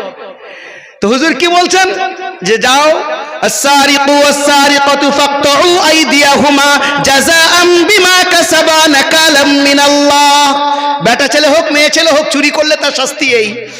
এবারে তার যখন হাত কাটার কথা বলা হলো, বড় বংশের মেয়ে, সবাই চিন্তা করছে এত বড় বংশের মেয়ে, কবিলায় মখজুম বলে একটা গোত্র ছিল, তার মেয়ে, সেই বংশের, বলে এই বংশের মেয়ের যদি হাত কাটা যায় তো লোকেরা কি বলবে, ওফো ওই বংশের মেয়ে চুরি করেছে, বলে আমাদের নাক কাটা যাবে। তো হুজুরের কাছে কেউ গিয়ে সুপারিশ করুক, কার হিম্মত আছে? তো হুজুরের একটা মুখ বলা বেটা ছিলেন, তার নাম হলো হযরতে যায়েদ। এই যায়েদের নাম কোরআনে কারীমের মধ্যে কোনো সাহাবীর নাম নেই, এই একজন সাহাবীর নাম আছে। ফালাম্মা ক্বাযা যায়েদুন ওয়াতারান যাওয়াজনাকাহা, 22 পারা দ্বিতীয় পৃষ্ঠা শুরুর দিকে আছে এটা। ওই একজন সাহাবীর নাম আছে, আর কারোর নাম নেই। যায়েদের ছেলে, তার নাম হলো উসামা। হুজুর তাকে নিজের নাতি মনে করতেন, খুব ভালোবাসতেন। উসামাকে সবাই বলে বলে পাঠিয়েছে, তোমাকে না হুজুর খুব ভালোবাসেন, তুমি গিয়ে হুজুরকে বলো না। উসামা এখন সাদা মনে হুজুরের কাছে গিয়ে বলেছেন, ইয়া রাসূলুল্লাহ, বড় খানদানের মেয়ে চুরি করে ফেলেছে, আপনি মাফ করে দেন না। হযরতে উসামা বলছেন, হযরতে নবী করিম সাল্লাল্লাহু আলাইহি ওয়াসাল্লামের চেহারা পুরো লাল হয়ে গেছে। আর যখন হুজুর রেগে যেতেন, তো এই দুটো ভ্রুর মধ্যখানে একটা শিরা ছিল, এটা ওঠানামা করত। যখন হুজুরের এই চেহারার পরিস্থিতি হযরত উসামা দেখলেন, উসামা বুঝতে পেরেছেন যে হুজুর রেগে গেছেন। আর হুজুর রেগে গেলে, উসামা তো ছোট বাচ্চা ছিলেন, হযরত ওমরের মতো মজবুত সাহাবী ঠকঠক করে কাঁপতেন, আর মাথা নিচু করে আর তাহিয়াতুর মতো বসে আর বলতেন, আল্লাহ তোমার রাসূলের নারাজগি থেকে আমাকে বাঁচিয়ে নাও, না আমি ধ্বংস হয়ে যাব, আল্লাহ আমাকে বাঁচিয়ে নাও। এইভাবে হযরত ওমরের মতো ব্যক্তিত্ব দুটো পা এক জায়গায় করে এইভাবে বসে মাথা নিচু করে বলতেন। হুজুরের যখন রাগটা একটু কমলো, তারপরে হুজুর বলছেন, এই উম্মতের পূর্বে অন্য উম্মতের মধ্যে যখন বড় লোকেরা কোনো গুনাহ করতো তো সেটাকে মাফ করিয়ে দেওয়া হতো, আর গরিবরা যখন করতো তো তাদের উপরে শরীয়ত চাপানো হতো। খোদার কসম করে বলছি, লাউ সারাকাত বিনতু মুহাম্মদ, আমার মেয়ে যদি চুরি করত, লাকাতাতু ইয়াদাহা, আমি ওরও হাত কাটিয়ে দিতাম। এখানে বংশের কোনো কথা চলবে না, শরীয়ত সবার জন্য প্রযোজ্য। একবার জোরে বলেন সুবহানাল্লাহ। বলছিলাম মুহাম্মদুর রাসূলুল্লাহ রাগলে পরিস্থিতি কি হতো, হাসতেন কি, তাও পর্যন্ত পরিষ্কার। হুজুরের সামনে ওই সাহাবী যখন দাঁড়িয়ে বলছেন, ইয়া রাসূলুল্লাহ ঘর ভেঙে যাচ্ছে, এত বৃষ্টি হচ্ছে, মনে আছে তো ঘটনা আপনাদের? আমি হঠাৎ এদিক থেকে এদিকে চলে এসেছি। সেই সাহাবী যখন বলছেন তো হুজুর মুচকে মুচকে হাসছেন। হুজুরের হাসি কেমন ছিল?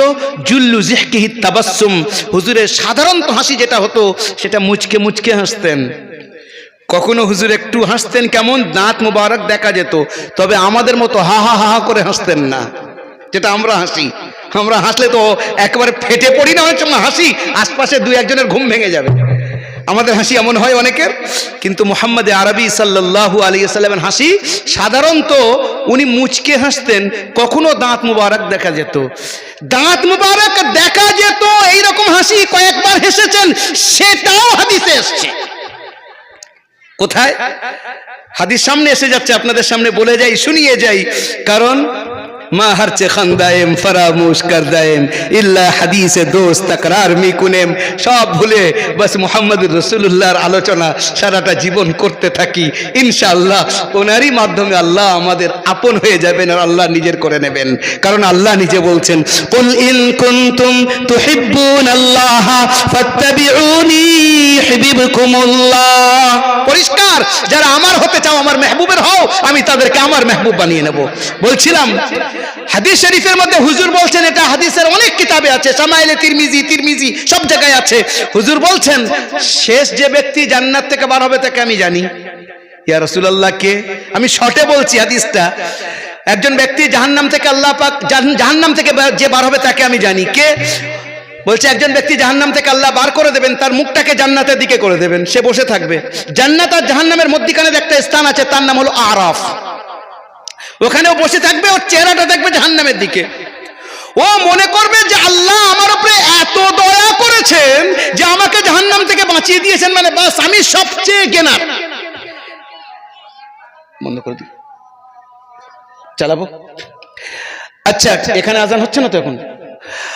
তো আমি সেই দিকে মুখ করে, মানে ওই ব্যক্তি জান্নাতে জাহান্নামের দিকে মুখ করে বসে থাকবে। কিছুদিন পরে ওই বান্দা বলবে, এ আল্লাহ আমার মুখটাকে জাহান্নামের দিক থেকে সরিয়ে একটু উল্টো দিকে করে দাও না, খুব ভয় লাগছে আমার। ওই জাহান্নামে যে আমার উপরে আক্রমণ হয়েছে, আমাকে যে মারা হয়েছে, আগুন জ্বালানো হয়েছে, ওইটা দেখছি আর মনে কেমন হচ্ছে। আল্লাহ বলছেন এরপরে তো তুই আবার বলবি যে আল্লাহ আর একটু এগিয়ে দাও জান্নাতের দিকে। বলে না আল্লাহ তোমার কসম আর জীবনে বলবো না, একদম পাক্কা। বলে হ্যাঁ পাক্কা। এবার আল্লাহ পাক ওর মুখটাকে ঘুরিয়ে জান্নাতের দিকে করে দেবেন, জান্নাতটা দূরে ও দেখতে পাবে। খানিক দিন বসে থাকবে, বসে থাকার পরে আল্লাহর ইচ্ছা যতদিন হবে, তারপরে বলবে আল্লাহ একটুখানি জান্নাতের কাছাকাছি করে দাও না, একটুখানি জান্নাতের কাছাকাছি। বলে এই তুই বলেছিলিস আর কিচ্ছু চাইবো না, আবার চাচ্ছিস কেন? আল্লাহ তোমার তো কোনো কম হবে না, আমি একটু এগিয়ে দিলে গেলে তোমার কি ক্ষতি হবে? এই জাহান্নাম থেকে একটু দূর, তোমার রহমতের একটু কাছে হয়ে যাব। বলছে এরপর আর কিছু চাইবি না তো? বলে না আল্লাহ তোমার কসম আর কিচ্ছু চাইবো না। বলে বেশ, জান্নাতের মুখের কাছাকাছি করে দেবে। এবারে ও এপার থেকে জান্নাতের মনোরম দৃশ্য উপভোগ করবে, দেখতে থাকবে কি সুন্দর অনাবিল শান্তি, জান্নাতীরা মজা করছে ভিতরে। কিছুদিন চুপ করে থাকে, আল্লাহ জান্নাতে একটু জায়গা দাও না। এবারে আল্লাহ বলবেন ওমা আখদারাক, ওই আদমের বেটা কত বড় বেওয়াফা তুই, কতবার তুই নিজের জবান থেকে ফিরে যাবি, দুবার ওয়াদা করলি, দুবারই না মানে আমার কাছে চাইলি, বলে চাইবো না, আবার চাচ্ছিস কেন? আল্লাহ একটু জায়গা দিলে তোমার তো কম হবে না, আমার একটু কাজ হয়ে যাবে। বলছে ঠিক আছে যা জান্নাতে যা। এবার ও জান্নাতের মধ্যে গিয়ে দেখবে পুরো জান্নাত একদম ফুল হয়ে রয়েছে, জায়গা নেই। ও এসে বললো আল্লাহ তুমি জান্নাতে পাঠালে একটু জায়গা নেই তো থাকার। আল্লাহ আসলে এই হাদিস শরীফের মধ্যে এর ইঙ্গিত এসেছে আল্লাহ পাক নিজের বান্দার সঙ্গে একটু মজাক করার মুডে থাকবেন। হ্যাঁ, এক এক দিনের আল্লাহ পাকের শান এক এক রকমের হবে। হ্যাঁ, কুল্লু মান আলাইহা ফান ওয়া ইয়াবকা ওয়াজহু রাব্বিকা যুল জালালি ওয়াল ইকরাম, সূরা রহমানের মধ্যে অন্য একটা আয়াতের মধ্যে এসেছে যে তার শান আলাদা আলাদা হবে, এক এক দিন এক এক রকমের, তানার মতো তিনি। আল্লাহ প্রথমে জান্নাতটাকে ভরা অবস্থায় দেখানোর পরে সে যখন ফিরে এসে বলবে আল্লাহ জায়গাই নেই, তা বলছে আচ্ছা তোর কতটুকু জায়গার দরকার? ওর ব্রেন আল্লাহ খুলে দেবে। ও মনে করেন মালঞ্চে বালিয়াটি গ্রামে তার কি আছে, তার ঘর ছিল মনে করেন 10 কাঠা জমির উপরে। 10 কাঠা জমির মধ্যে তার পুকুর আছে, তাতে সে এখন মোচা চাষ করতো, বাগদা চাষ করতো, যাই করতো, যেটা আপনাদের এরিয়াতে হয়। এবারে তার সঙ্গে তার ঘর আছে, আনুষঙ্গিক জিনিস আছে। ওর মাথায় কাজ করবে 10 কাঠা হলেই আমার যথেষ্ট। ও আল্লাহকে বলল আল্লাহ বাস দুনিয়াতে যতটুকু ছিল অতটুকু হলেই আমার চলে যাবে। আল্লাহ বলবেন আচ্ছা তোকে ওটা দিলাম, আর যে পৃথিবীতে তুই ছিলিস ওর 10 গুণ, আশারাতু আযআফিদ দুনিয়া, যে পৃথিবীতে তুই ছিলিস তার 10 গুণ বড় আমি তোকে জান্নাত দিলাম। এবারে ও কি বলবে শোনেন, আসল ব্যাপারটা এই জায়গার জন্য আমি বলছিলাম।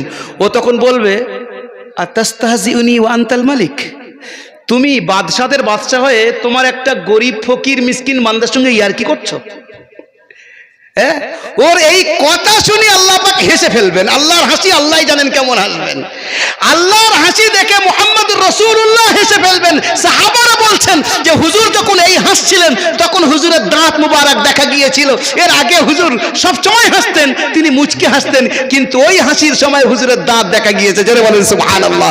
দেখেন হাসিও কেমন তাও আপনি পাবেন, সেটাও হাদিস শরীফের মধ্যে এসছে। ওই হাসি দেখে সাহাবারাও হেসেছেন।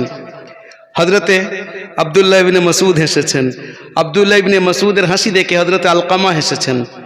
আলকামার হাসি দেখে হযরতে ইব্রাহিম নাখঈ হেসেছেন। হযরতে ইব্রাহিম নাখঈর হাসি দেখে হযরতে আপনার মাক্কি ইবনে হযরতে ইমাম আবু হাম্মাদ হেসেছেন। হাম্মাদ থেকে হযরতে ইমাম আবু হানিফা এসেছেন। ইমাম আবু হানিফা থেকে মাক্কি ইবনে ইব্রাহিম হেসেছেন। তার থেকে ইমামে বুখারী থেকে শুরু করে আজ পর্যন্ত যখন আমরা এই হাদিসটাকে বর্ণনা করি, বায়ান করি আমাদের ছাত্রের সামনে, তখন আমরা বলি আর হেসে দেখাই এই হাদিসটাকে আমরা আমাদের পরিভাষায়, হাদিস যারা পড়ান তাদের পরিভাষায় বলা হয় হাদিস যিহক, বিল মুসালসালাত, যে হাসি আল্লাহ সুবহানাহু ওয়া তাআলার তরফ থেকে শুরু করে এই পর্যন্ত যখনই হাদিস বর্ণনা করা হয় ওস্তাদরা নিজেদের ছাত্রদের হেসে হেসে দেখান যে এইভাবে আল্লাহ রসুল হেসেছিলেন, আমাদের ওস্তাদরা হেসে দেখিয়েছেন। জোরে বলেন সুবহানাল্লাহ। আমি এর দ্বারা কি প্রমাণ করেছি আপনারা খেয়াল করেছেন কি করেননি? এই যে মাদ্রাসা আছে তালিমউদ্দিন, এই মাদ্রাসার এই সনদ বায়ান করা হয়। এই যে বাচ্চারা পড়ছে, এই বাচ্চাদেরকে যারা হিফজ করেছে, যারা মাওলানা পড়ছে, এদেরকে জিজ্ঞাসা করেন ওদের ওস্তাদের ব্যাপারে। ওস্তাদরা তাঁদের ওস্তাদের কথা বলবে। আপনি কলেজে যান, ইউনিভার্সিটিতে যান, কলকাতা ইউনিভার্সিটি পর্যন্ত যান, ওদের জোর থেকে জোর দৌড় হবে 200-300 বছর পর্যন্ত। তারপরে যে লেখক সে সামনে এসে যাবে, যে এই লেখক ইনি লিখেছেন। শেক্সপিয়ারের আমরা নাটক পড়ছি, মিল্টনের লেখা পড়ছি, কবিগুরু রবীন্দ্রনাথের লেখা পড়ছি, বা বঙ্কিমের লেখা পড়ছি, নজরুলের লেখা পড়ছি, ওই পর্যন্ত। এখানে যে বাচ্চা পড়ছে তাকে জিজ্ঞাসা করেন, তারপর থেকে চলতে চলতে এই পর্যন্ত যাবে না, কোরআন হোক হাদিস হোক, যাবে সাহাবা পর্যন্ত। সাহাবা পর্যন্ত শুধু না, সেখান থেকে যাবে মুহাম্মদুর রাসূলুল্লাহ পর্যন্ত। মুহাম্মদুর রাসূলুল্লাহ শুধু না, মাধ্যম হযরত জিবরাইল হয়ে ডাইরেক্ট আরশে আজিম থেকে আল্লাহর তরফ থেকে এই মাদ্রাসায় যে ইলম পড়ানো হচ্ছে, ডাইরেক্ট আল্লাহর তরফ থেকে সেই ইলম এই উম্মতকে দেওয়া হয়েছে। জোরে বলেন সুবহানাল্লাহ।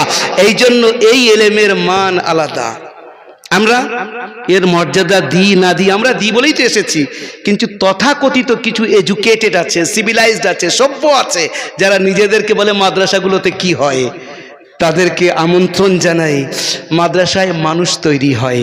কি হয় আমি বলছিলাম যে তালিমউদ্দিন এই আয়াতের মধ্যে যেটা আমি আপনাদের সামনে তিলাওয়াত করেছি, হুয়াল্লাযী বাআসা ফিল উম্মিয়িনা রাসূলাম মিনহুম ইয়াতলু আলাইহিম।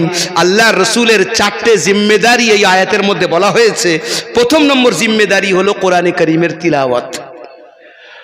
যে কোরআনে কারীম আরব ওয়ালাদের উপরে, যাদের মাতৃভাষা আরবি, আমরা যেমন বাংলা বলি যেমন, ওখানকার বাচ্চারা আরবি বলে তেমন।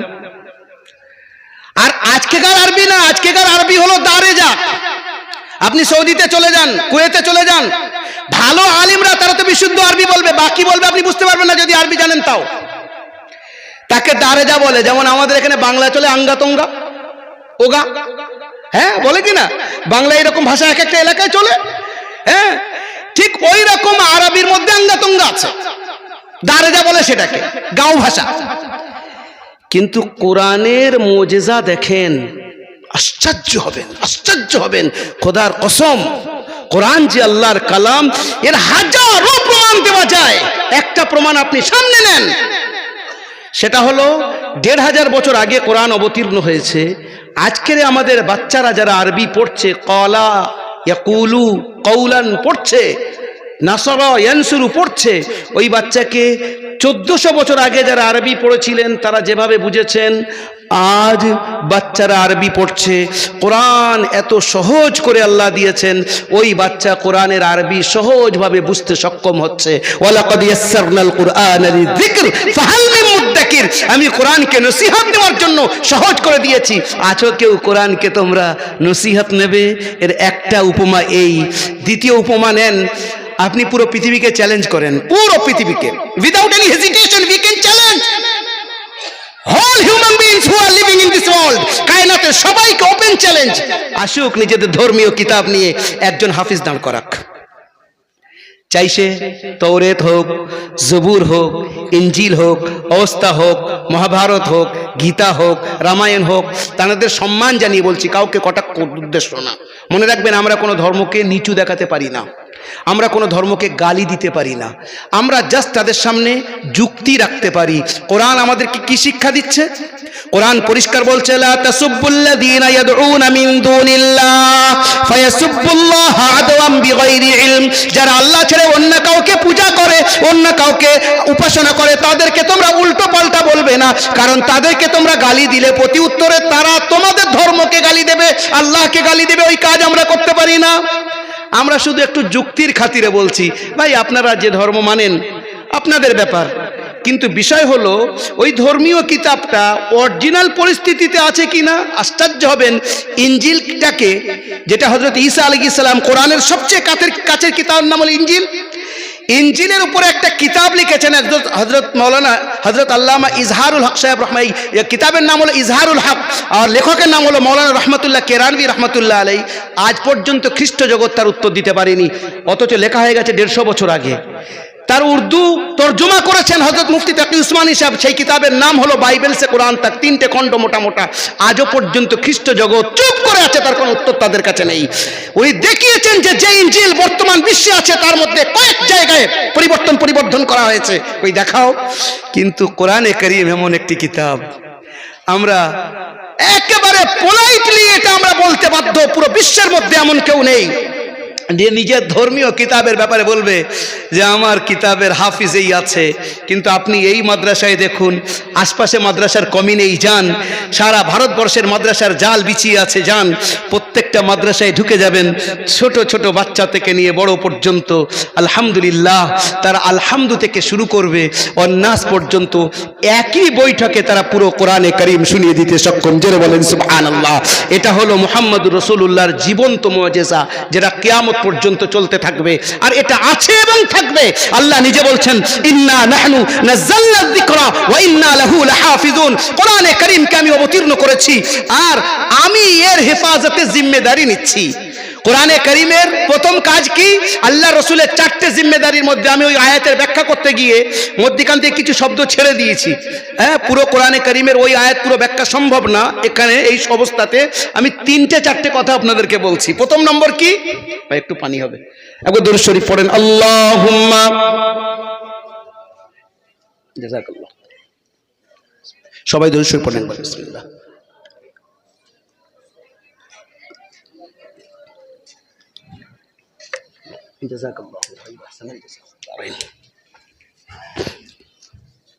বলছিলাম আপনাদের এই মাদ্রাসা, যে মাদ্রাসায় আমরা বসে আছি, আমার সৌভাগ্য কয়েকবারের আগে এসেছি আলহামদুলিল্লাহ। মৌলানা আব্দুল জলিল সাহেব দাওয়াত করেছেন এর আগে কয়েকবার। আগে যখন এসেছিলাম এরকম বিল্ডিং ছিল না, তখন মনে হচ্ছে হালকা ফালকা শুরু হয়েছিল একদম শুরুর দিকে। সেবার একটা মেহমান ছিল, তার ট্রান্সলেশন আমি করেছিলাম, অনেক আগের কথা বলছি। তারপর মধ্যিখানে একবার এসেছিলাম, তো এখন দেখছি আলহামদুলিল্লাহ বিল্ডিং তো বেশ সুন্দর হয়েছে। আমি বলছিলাম, আমার সঙ্গে মুফতি সাহেব এসেছেন, খুব বড় মুফতি সাহেব, ওনাকে বলছিলাম দেখো ওই মাদ্রাসায় আমি আগে এসেছি, এত সুন্দর বিল্ডিং তো আমি দেখিনি। এখন তো আলহামদুলিল্লাহ বিল্ডিংও সুন্দর হয়েছে। আর হুজুর বলছিলেন, যিনি আমার আগে এলান টেলান করছিলেন, মাওলানা রেজাউল সাহেব, তোমাদের বন্ধু, তার আগে কেউ বলছিলেন যে এতগুলো ছেলে আছে, পড়াশোনাও খুব আলহামদুলিল্লাহ, 1-2 ফসলও আমি দেখলাম। তো এই মাদ্রাসার 2টো শব্দ কি বলেছিলাম, একটা হলো তালিম, একটা হলো দিন। এই দুটোকে ব্যাখ্যা করতে গিয়ে আমি একটু এদিক ওদিক চলছিলাম। এবার আসি তালিমের বিষয়টা, তারপরে দিনের বিষয় বলে আমি কথা শেষ করে দেবো। তালিমটা কি? তালিম আসেন এর মানে হলো শিক্ষা দেওয়া। আল্লাহ রসুল নিজে কি বলছেন? বুইস্তু মুআল্লিমা, আল্লাহ আমাকে শিক্ষক করে পাঠিয়েছেন। একবার জোরে বলেন সুবহানাল্লাহ। কিরকম শিক্ষক করে পাঠিয়েছেন? শিক্ষক কেমন দেখেন, আপনি একজন ধনী লোক, আল্লাহ আপনার পয়সা দিয়েছে, আপনার বাড়িতে একটা কাজের ছেলের প্রয়োজন, একটা ছোট বাচ্চা বা একটা মেয়ে, বা যে গরিবের মেয়ে বা গরিবের ছেলে, ছোট বাচ্চা আপনার বাড়িতে কাজ করছে। আল্লাহ যেন এইটা কারণ না করায়, বরং আপনি যদি কাউকে রাখেন তো তাকে শিক্ষার ব্যবস্থা করেন। এবারে সেই বাচ্চাটা আপনার কাছে 1 মাস পরে, কচি বাচ্চা, বিধবার ছেলে বা মেয়ে, সে বাড়িতে গেছে, তার মা তাকে জিজ্ঞাসা করছে, দারিদ্রতার তাড়নায় আপনার বাড়িতে পাঠিয়েছে, যা পয়সা 2 পয়সা নিয়ে আসবে আনুক, আর আমি এদিক থেকে বাড়ির মানুষের বাড়িতে থালা বাসন মাজি, মেজে 2 পয়সা হয়, পেট চলবে। 1 মাস পরে ওই কচি বাচ্চা গিয়েছে বাড়িতে, তার মা জিজ্ঞাসা করছে, মনা তোমার বাড়ির মালিক কেমন বাবা, কেমন ব্যবহার করে? কচি বাচ্চার চোখ থেকে তখন ঝরঝর করে পানি গড়ায় আর বলে, আম্মু আমি আর যাব না। না, যেতে হবে, না গেলে চলবে কি করে? কচি বাচ্চা বলে, আম্মু আমাকে মারে, আমাকে গালাগালি করে। আপনারা হয়তো করেন না, কিন্তু আমাদের সামনে রিপোর্ট আছে, দেখেন, আমাকে মারে, আমাকে গালাগালি করে, উল্টো পাল্টা বলে আম্মু। জি, এমনও আছে, আমার সামনের রিপোর্ট, প্রফেসর, তার স্ত্রী সিগারেটের তার গায়ে ছেঁকা দিয়েছে, আমার সামনে রিপোর্ট, যার কারণে কয়েকটা পর্যন্ত বাচ্চা তাদের বাড়ি থাকেনি, আমার কাছে রিপোর্ট করেছে এই বিষয়। যাই হোক, সেই বাচ্চাটা 1 মাসের মধ্যে আমার আপনার ক্যারেক্টার সে নিয়ে যাচ্ছে। মুহাম্মদ রাসূলুল্লাহ কেমন শিক্ষক দেখেন। একটা মহিলা এসেছেন নিজের 8 বছরের বাচ্চাকে নিয়ে, ইয়া রাসূলুল্লাহ এটা আমার তরফ থেকে আপনার জন্য হাদিয়া। বলে, আমি এ নিয়ে কি করব? ইয়া রাসূলুল্লাহ, আপনার খিদমত করবে, ও আপনার কাছে থাকবে, যুদ্ধে যাবেন তরবারি সামনে আসবে, আমার বাচ্চাকে এগিয়ে দেবেন, ও আপনার খাদিম হিসেবে থাকবে। ওই মহিলার নাম উম্মু সুলাইম, বাচ্চাটার নাম হযরতে আনাস বিন মালিক রাদিয়াল্লাহু তাআলা আনহু। আনাস বিন মালিকের ভাষা শোনেন কি বলছেন, খাদামতু রাসূলুল্লাহি সাল্লাল্লাহু আলাইহি ওয়াসাল্লাম 10 সিনিন, আমি আমার মেহবুবকে, আমি আমার আকাকে একাদ মাস না, একাদ বছর না, আমি 10 বছর খিদমত করেছি। কত বয়স থেকে? 8 বছর বয়স থেকে। আমার আকার যখন ইন্তেকাল হচ্ছে তখন আমার বয়স 18 বছর। হযরত আয়েশার আর এনার দুজনের বয়স একই, হযরত আনাসের বয়স একই। হযরতে আনাস বলছেন আমি আমার আকাকে 10 বছর খিদমত করেছি, আমি বাচ্চা ছিলাম। আমার আকা আমাকে বলতেন, এই অমুক কাজটা করলেই ভালো হতো না বাবু? তা আমি মাঝে মাঝে উপর থেকে রেগে গিয়ে বলতাম, আমি বাচ্চা ছিলাম না, উপর থেকে রেগে গিয়ে বলতাম, রাগ দেখে আর দেখানোর ভান করে বলতাম আমি করব না, বাচ্চা মানুষ তো, আমি করব না। আর কখনো হুজুর মানা করতেন, তাই বললাম আমি করব। একদিন এমন হয়েছে, হুজুর বলেছেন ময়না ওখানে গেলে ভালো হতো, আমি যাব না। তো হুজুর কিচ্ছু বলছেন না, চুপ করে আছেন। তাহলে আমার তো মনে নিয়ে রয়েছে আমি যাব। এবার বার হয়েছি, রাস্তায় এক জায়গায় খেলা হচ্ছে, বাচ্চারা খেলা করছে, আমি দাঁড়িয়ে দাঁড়িয়ে খেলা দেখছি। হুজুর ওদিক থেকে এসেছেন, এসে কানটা টুপ করে ধরেছেন, আর যেই কান ধরেছেন আমি ঘুরে দেখছি হুজুর। তো হুজুরও হাসছেন আর আমি মুচকে হেসে ফেলে দিয়েছি কিলকিল করে। আমি জানি তুমি যাচ্ছ ওখানে, হ্যাঁ আমি জানি তুমি যাচ্ছ। হযরত আনাস বলছেন খোদার কসম করে বলছি, আমি আমার মেহবুবের, আমার আকার খিদমত করেছি 10 বছর। জীবনে বাচ্চা হওয়ার কারণে কোনো কাজ করে ফেলেছি? হুজুর বললেন না কেন করেছো? করিনি। হুজুর বলেননি কেন করনি? আমার আকার আখলাক চরিত্র এত সুন্দর, আল্লাহ নিজে বলছেন ওয়া ইন্নাকা লাআলা খুলুকিন আযীম, আমার মেহবুব তোমার চরিত্রকে আমি সর্বোৎকৃষ্ট করেছি, সবচেয়ে সুন্দর অনুপম আদর্শ আমি তোমাকে দিয়ে পাঠিয়েছি। বলেন সুবহানাল্লাহ। বলছিলাম তালিম থেকে মুআল্লিম, মুআল্লিম মানে শিক্ষক। আজ বর্তমানে বিএড করানো হয়, এমএড করানো হয়। কেন কি জানি বিএড করাতে হয়? বলছে শিক্ষকরা শিক্ষকতার পদ্ধতি জানেন না, তাই বিএড করাতে হয়। সরকার বাধ্য অন্তত 2 বছর ওরা ঘষে শিক্ষকতা শিখুক, কিভাবে বাচ্চাদের পড়াতে হবে, তাদের সাইকোলজি শিখুক, তারপরে গিয়ে তারা পড়াবে। তাই সরকার বাধ্য হচ্ছে। মুহাম্মদুর রাসূলুল্লাহ বাচ্চাদের সঙ্গে কেমন ভাবে ট্রিট করতে হবে 1400 বছর আগে বলে দিয়ে গেছেন। একদম লং প্রসেস। আমি শুধু আপনাদের সামনে এক জিনিস টানতে চাচ্ছি না, ব্যাস এতটুকু বলছি যে 4টে জিনিস আল্লাহ রসুলের জিম্মেদারি। তার মধ্যে থেকে প্রথম নম্বর জিম্মেদারি হলো ইয়াতলু আলাইহিম আয়াতি, অর্থাৎ শিক্ষক তালিম উদ্দিনের মধ্যে প্রথম অংশ শিক্ষক তিনি কি করবেন? বাচ্চাদের সামনে তিলাওয়াত করে দেখাবেন। ভালো করে শুনবেন কথাটা। আরো বড়রা তাদের মাতৃভাষা আরবি, তারা তো আরবি পড়তে পারতো, যারা পড়তে পারতো। তা সত্ত্বেও হুজুরকে এটা কেন বলা হচ্ছে তুমি পড়ে দেখাও? একদিন আল্লাহ রসুল রাত্রিবেলা বার হয়েছেন, তিরমিজি শরীফে হাদিসটা আছে। রাত্রে বার হয়েছেন, হযরতে আবু বকর সিদ্দিক রাদিয়াল্লাহু তাআলা আনহুর বাড়ির পাশ থেকে যাচ্ছেন। আবু বকর তাহাজ্জুদের মধ্যে তিলাওয়াত করছেন, তো আস্তে আস্তে আস্তে আস্তে তিলাওয়াত করছেন। হযরত ওমরের বাড়ির পাশ থেকে যাচ্ছেন, তো হযরত ওমর জোরে জোরে তিলাওয়াত করছেন। সকালবেলা হযরত আবু বকর আর ওমরকে হুজুর ডাক করিয়েছেন, ডেকে বলছেন আবু বকর কুনতু আমরু বিবাইতিক, আমি তোমার ঘরের পাশ থেকে যাচ্ছিলাম, তুমি বড্ড আস্তে আস্তে পড়ছিলে। হযরত আবু বকর উত্তরে বলছেন আসমাতু মান নাজাইতু ইয়া রাসূলুল্লাহ, যাকে আমি শোনাবার উদ্দেশ্যে পড়ছিলাম তিনি তো আমার অন্তরের খবর জানেন, তো আমি আস্তে আস্তে পড়ছি, আল্লাহ শুনছেন, আমার জোরে পড়ার দরকার কি? হযরত ওমরকে হুজুর জিজ্ঞাসা করলেন ওমর তোমার বাড়ির পাশ থেকে যাচ্ছিলাম, তুমি তো অনেক জোরে জোরে পড়ছিলে, ব্যাপার কি? আর হযরত ওমরের মিজাজ তো আমরা জানি কি টাইপের, খুব মজবুত টাইপের মানুষ না। উত্তরে কি বলছেন? উত্তরে 2টো শব্দ ব্যবহার করেছেন, তিরমিজি শরীফের হাদিস এটা। বলছেন কুনতু উকিদুল ওয়াসনান ওয়া আতরুদুশ শায়াতিন, যারা ঘুমাচ্ছিল তাদেরকে জাগাচ্ছিলাম আর শয়তানদেরকে ভাগাচ্ছিলাম। শয়তান পালাক আর আমি এদিকে জাগাই, যারা ঘুমিয়ে আছে ওরা উঠো করে নামাজ পড়ুক। এবার হুজুরের পদ্ধতি দেখেন। আল্লাহ রাসূল সাল্লাল্লাহু আলাইহি ওয়াসাল্লাম উত্তরে বলছেন আবু বকর ইরফা সাওতাকা কালিলা, তোমার আওয়াজটাকে একটু উঁচু করো। আর হযরতে ওমরকে কি বলছেন? তোমার আওয়াজটাকে একটু ধিমি করো, অত জোরে না। অর্থাৎ আমাদেরকে হুজুর কি শিক্ষা দিলেন? জীবনের মধ্যে মধ্যম পন্থা অবলম্বন করতে শিক্ষা দিলেন। অনেকে আছি সব কিছু ছেড়ে দিয়ে একেবারে সব ছেড়ে দিয়ে বলি আল্লাহ আল্লাহ করবো না, বিবি বাচ্চার খবর না কারোর খবর, ও চলবে না।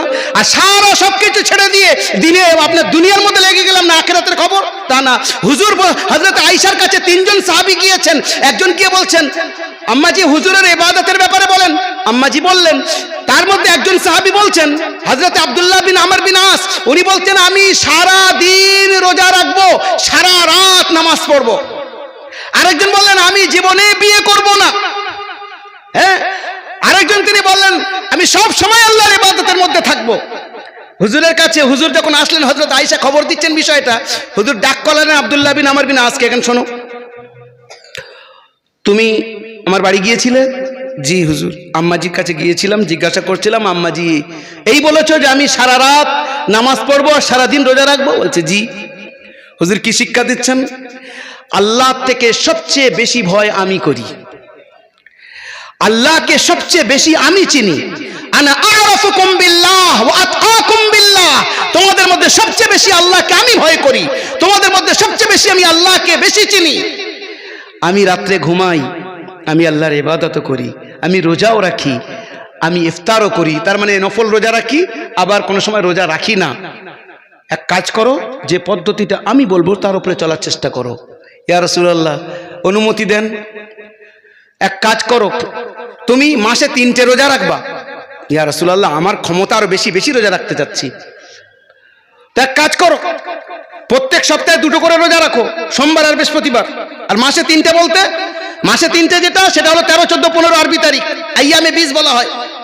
ইয়া রাসূলুল্লাহ তার থেকে বেশি ক্ষমতা আছে। হুজুর বলছেন তাহলে সবচেয়ে উত্তম রোজা হলো দাউদ আলাইহিস সালামের রোজা। কি? একদিন রোজা রাখো, একদিন ইফতার করো, একদিন রোজা রাখো, একদিন ইফতার করো। ওই সাহাবী বলছেন ইয়া রাসূলুল্লাহ ওর থেকে বেশি ক্ষমতা আছে। বলছেন, হুজুর বললেন না, এর থেকে উপরে আর অনুমতি নেই। ওই সাহাবী বলছেন বুড়ো হয়ে যাওয়ার পরে হুজুর যেটা আমাকে বলেছিলেন মাসে 3টে রোজা, ওইটা যদি করতাম বেঁচে যেতাম, এখন বুড়ো হয়ে গেছে আর ক্ষমতা নেই, কষ্ট হচ্ছে।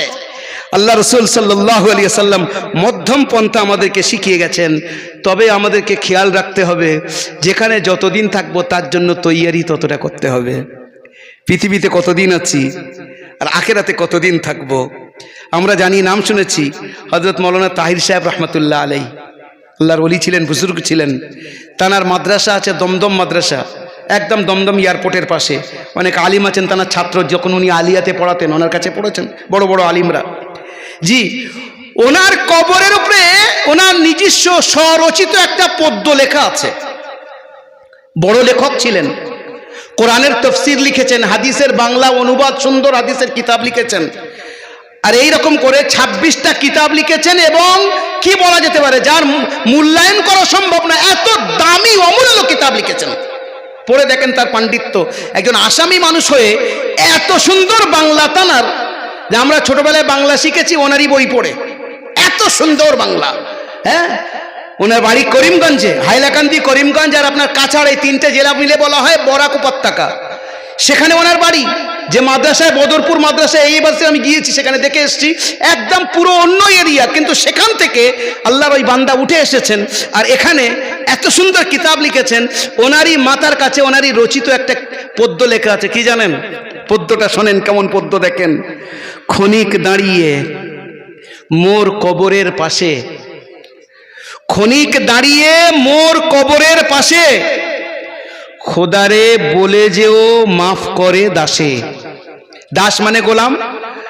তো ওই আল্লাহর ওলি বলছেন, জি আমার কবরের পাশে একটু দাঁড়িয়ে আল্লাহকে বলে যেও যেন আল্লাহ এই গোলামকে, এই দাসকে মাফ করে দেয়। 2-4টি আয়াত পড়ে দিও উপহার, তোমার চরণে এই মিনতি আমার।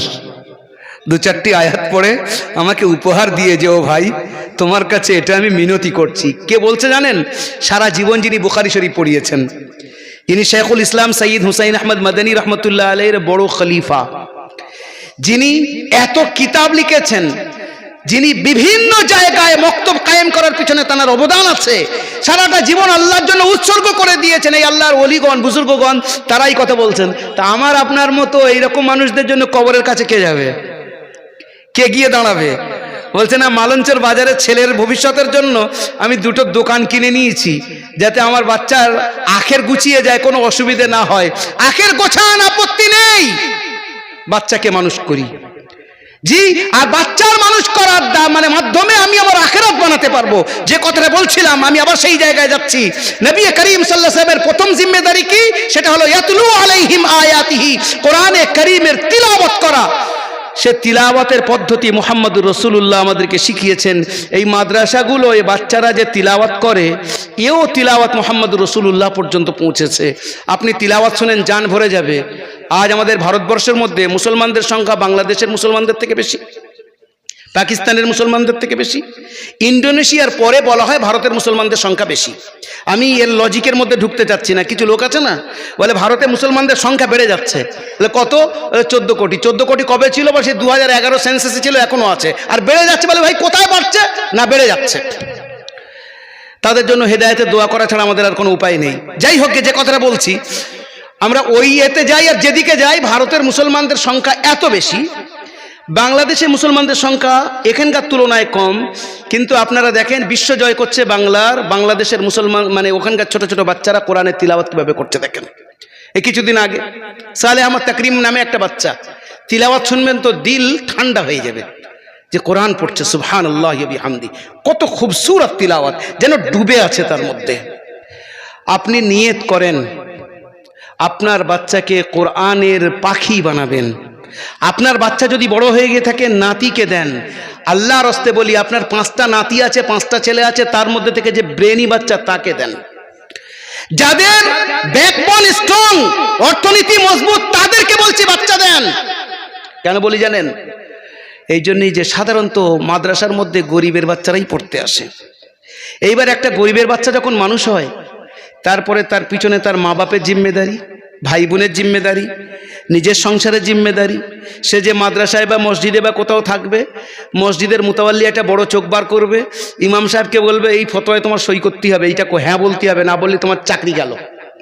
মাদ্রাসার মুহতামিম বলতেছে ঘাড় ধরে বার করে দেবো, যেটা বলবো সেটা শোনো। একটা অন্যায় কাজ করছে, মুহতামিম কথার কথা বলছি, কথার কথা বোঝার জন্য বলছি। মুহতামিম অন্যায় কাজ করছে, একজন শিক্ষক যদি তার ব্যাকগ্রাউন্ড মজবুত না থাকে, সে কিছু কথা বলবে না, মাথা নিচু করে থাকবে। সমাজে কোনো অন্যায় হচ্ছে, সে দাঁড়িয়ে কথা বলতে পারবে না। দাঁড়িয়ে কথা বলতে গেলে বলবে এই তুই অমুকের ছেলে, কি আছে রে তোর? সমাজের যারা ধর্তাকর্তা, তারা তার উপরে হেই তৈ করে তাকে পিছিয়ে দেবে।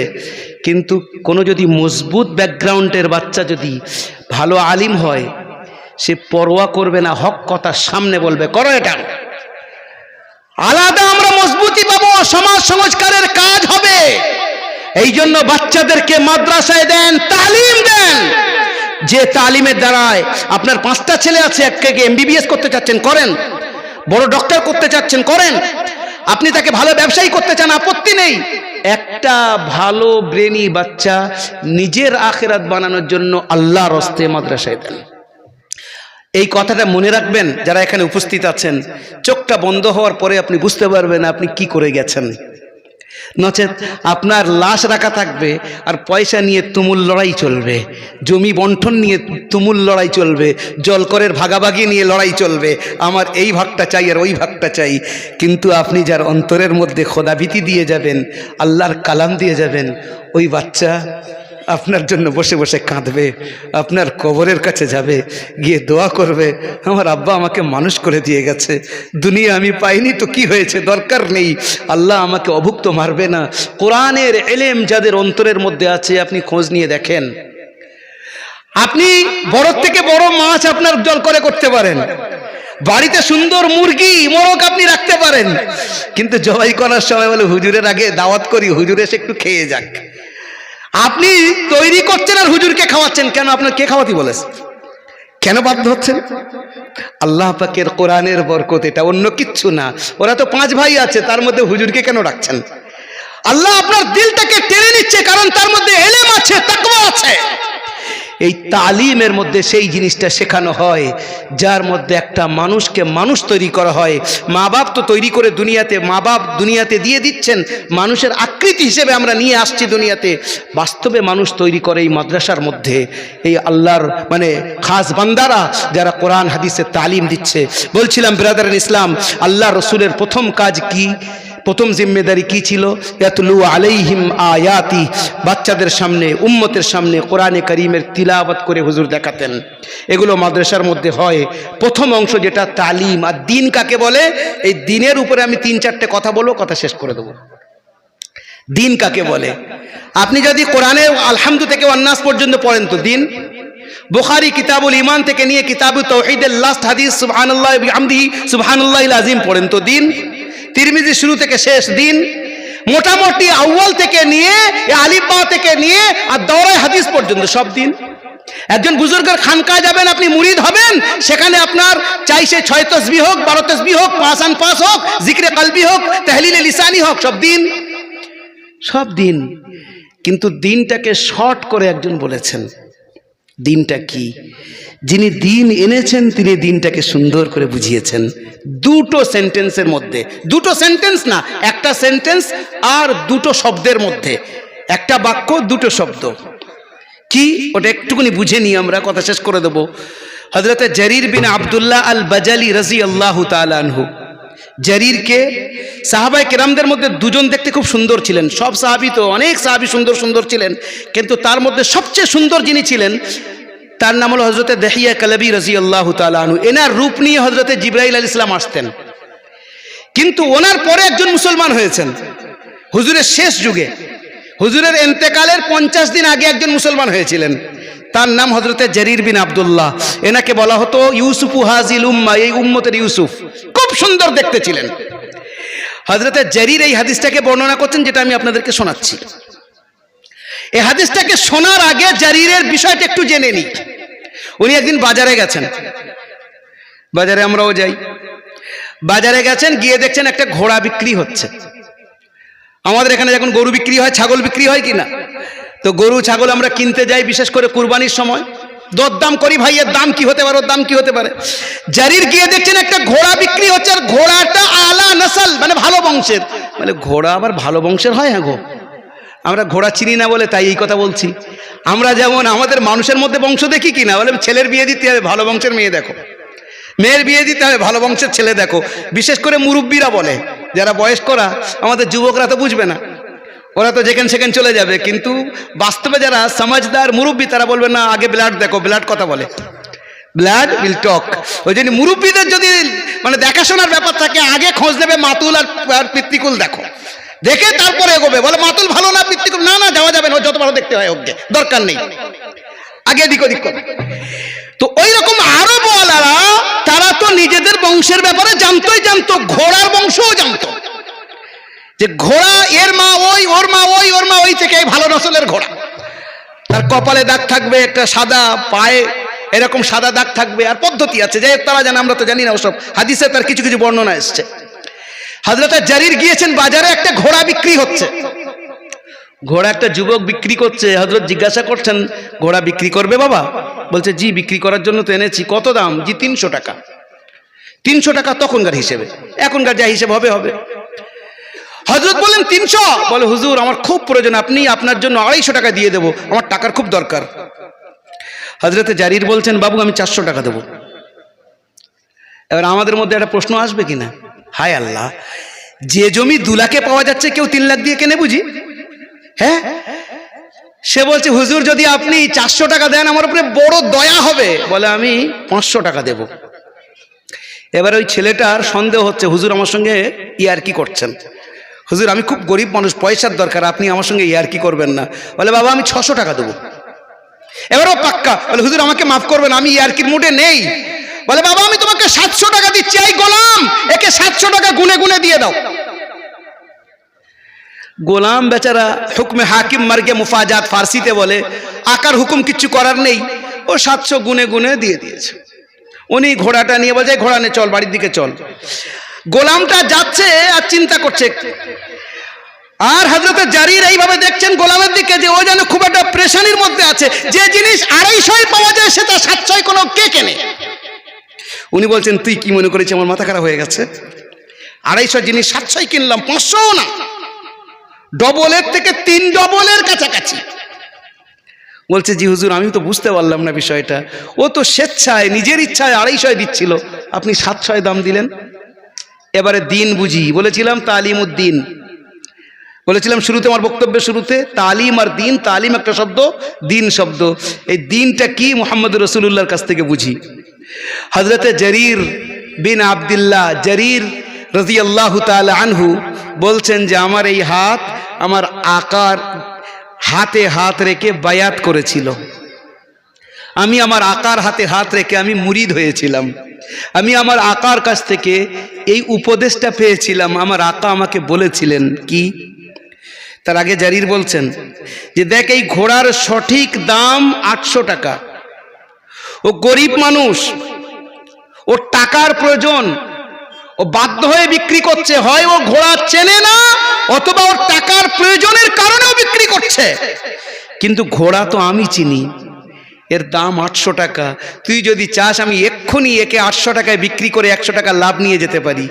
দেখ, তোর হাতাহাতি বিক্রি করে দেখাচ্ছি। কিন্তু আমার আকা আমাকে কি বলেছেন?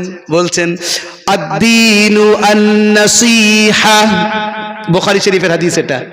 আদ-দীনু আন-নাসীহা লিল্লাহি ওয়া লিরাসূলিহি ওয়া লিআইম্মাতিল মুসলিমিনা ওয়া আম্মাতিহিম। হযরত জারীর বলছেন আমি আমার আকার হাতে হাত রেখে আমি এই ওয়াদা করেছি, আমার আকা আমার থেকে ওয়াদা নিয়েছেন, দিন হলো নসিহতের নাম। এবার আমার বাঙালি ভাইরা যারা আমরা বাংলাভাষী, আমরা বলবো নসিহত মানে ওয়াজ নসিহত, যেটা আপনি করছেন বা বাবা তুমি করছো, জি এটার নাম নসিহত, এটাও নসিহত। কিন্তু আসল নসিহতটা বুঝি আমরা ওয়াজ নসিহত তো বাংলায় এরকম বলি। নসিহত কাকে বলে? আসলে নসিহত বলা হয় সবাইয়ের ভালো চাওয়া। আপনার অধীনে আপনার বাচ্চা আছে, তার ভালো কি চাইবেন আপনি?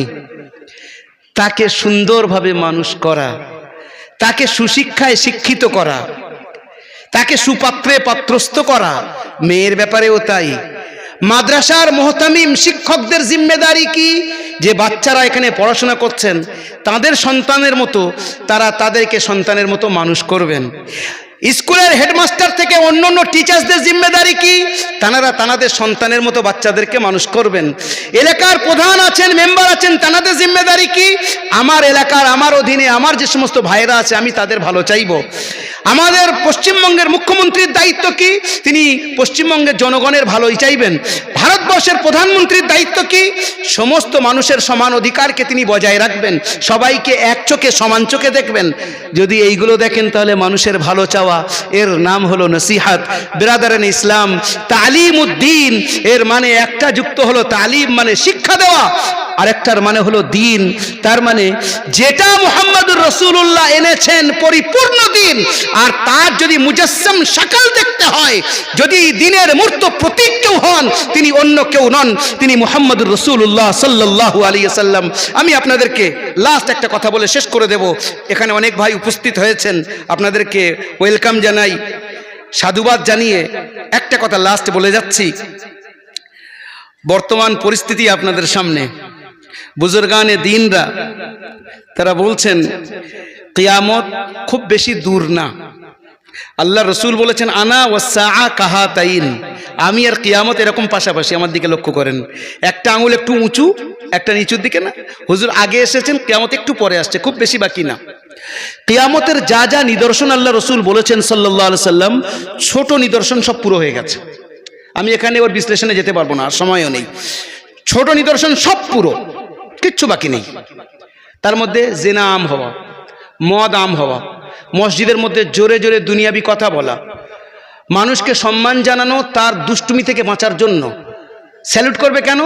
এই জন্যই যে উনি বড় লিডার, যদি স্যালুট না করি তো আমার নাম কেটে দেবে, আমার সর্বনাশ করবে। জি, মা বাপের নাফরমানি করা, স্ত্রীর কাছে করা, মাকে দূরে করা, বন্ধুকে কাছে করা, আব্বাকে দূরে ঠেলে দেওয়া, এক এক করে হুজুর যা বলেছেন আমি যেগুলো বলছি মিলে যাচ্ছে কিনা।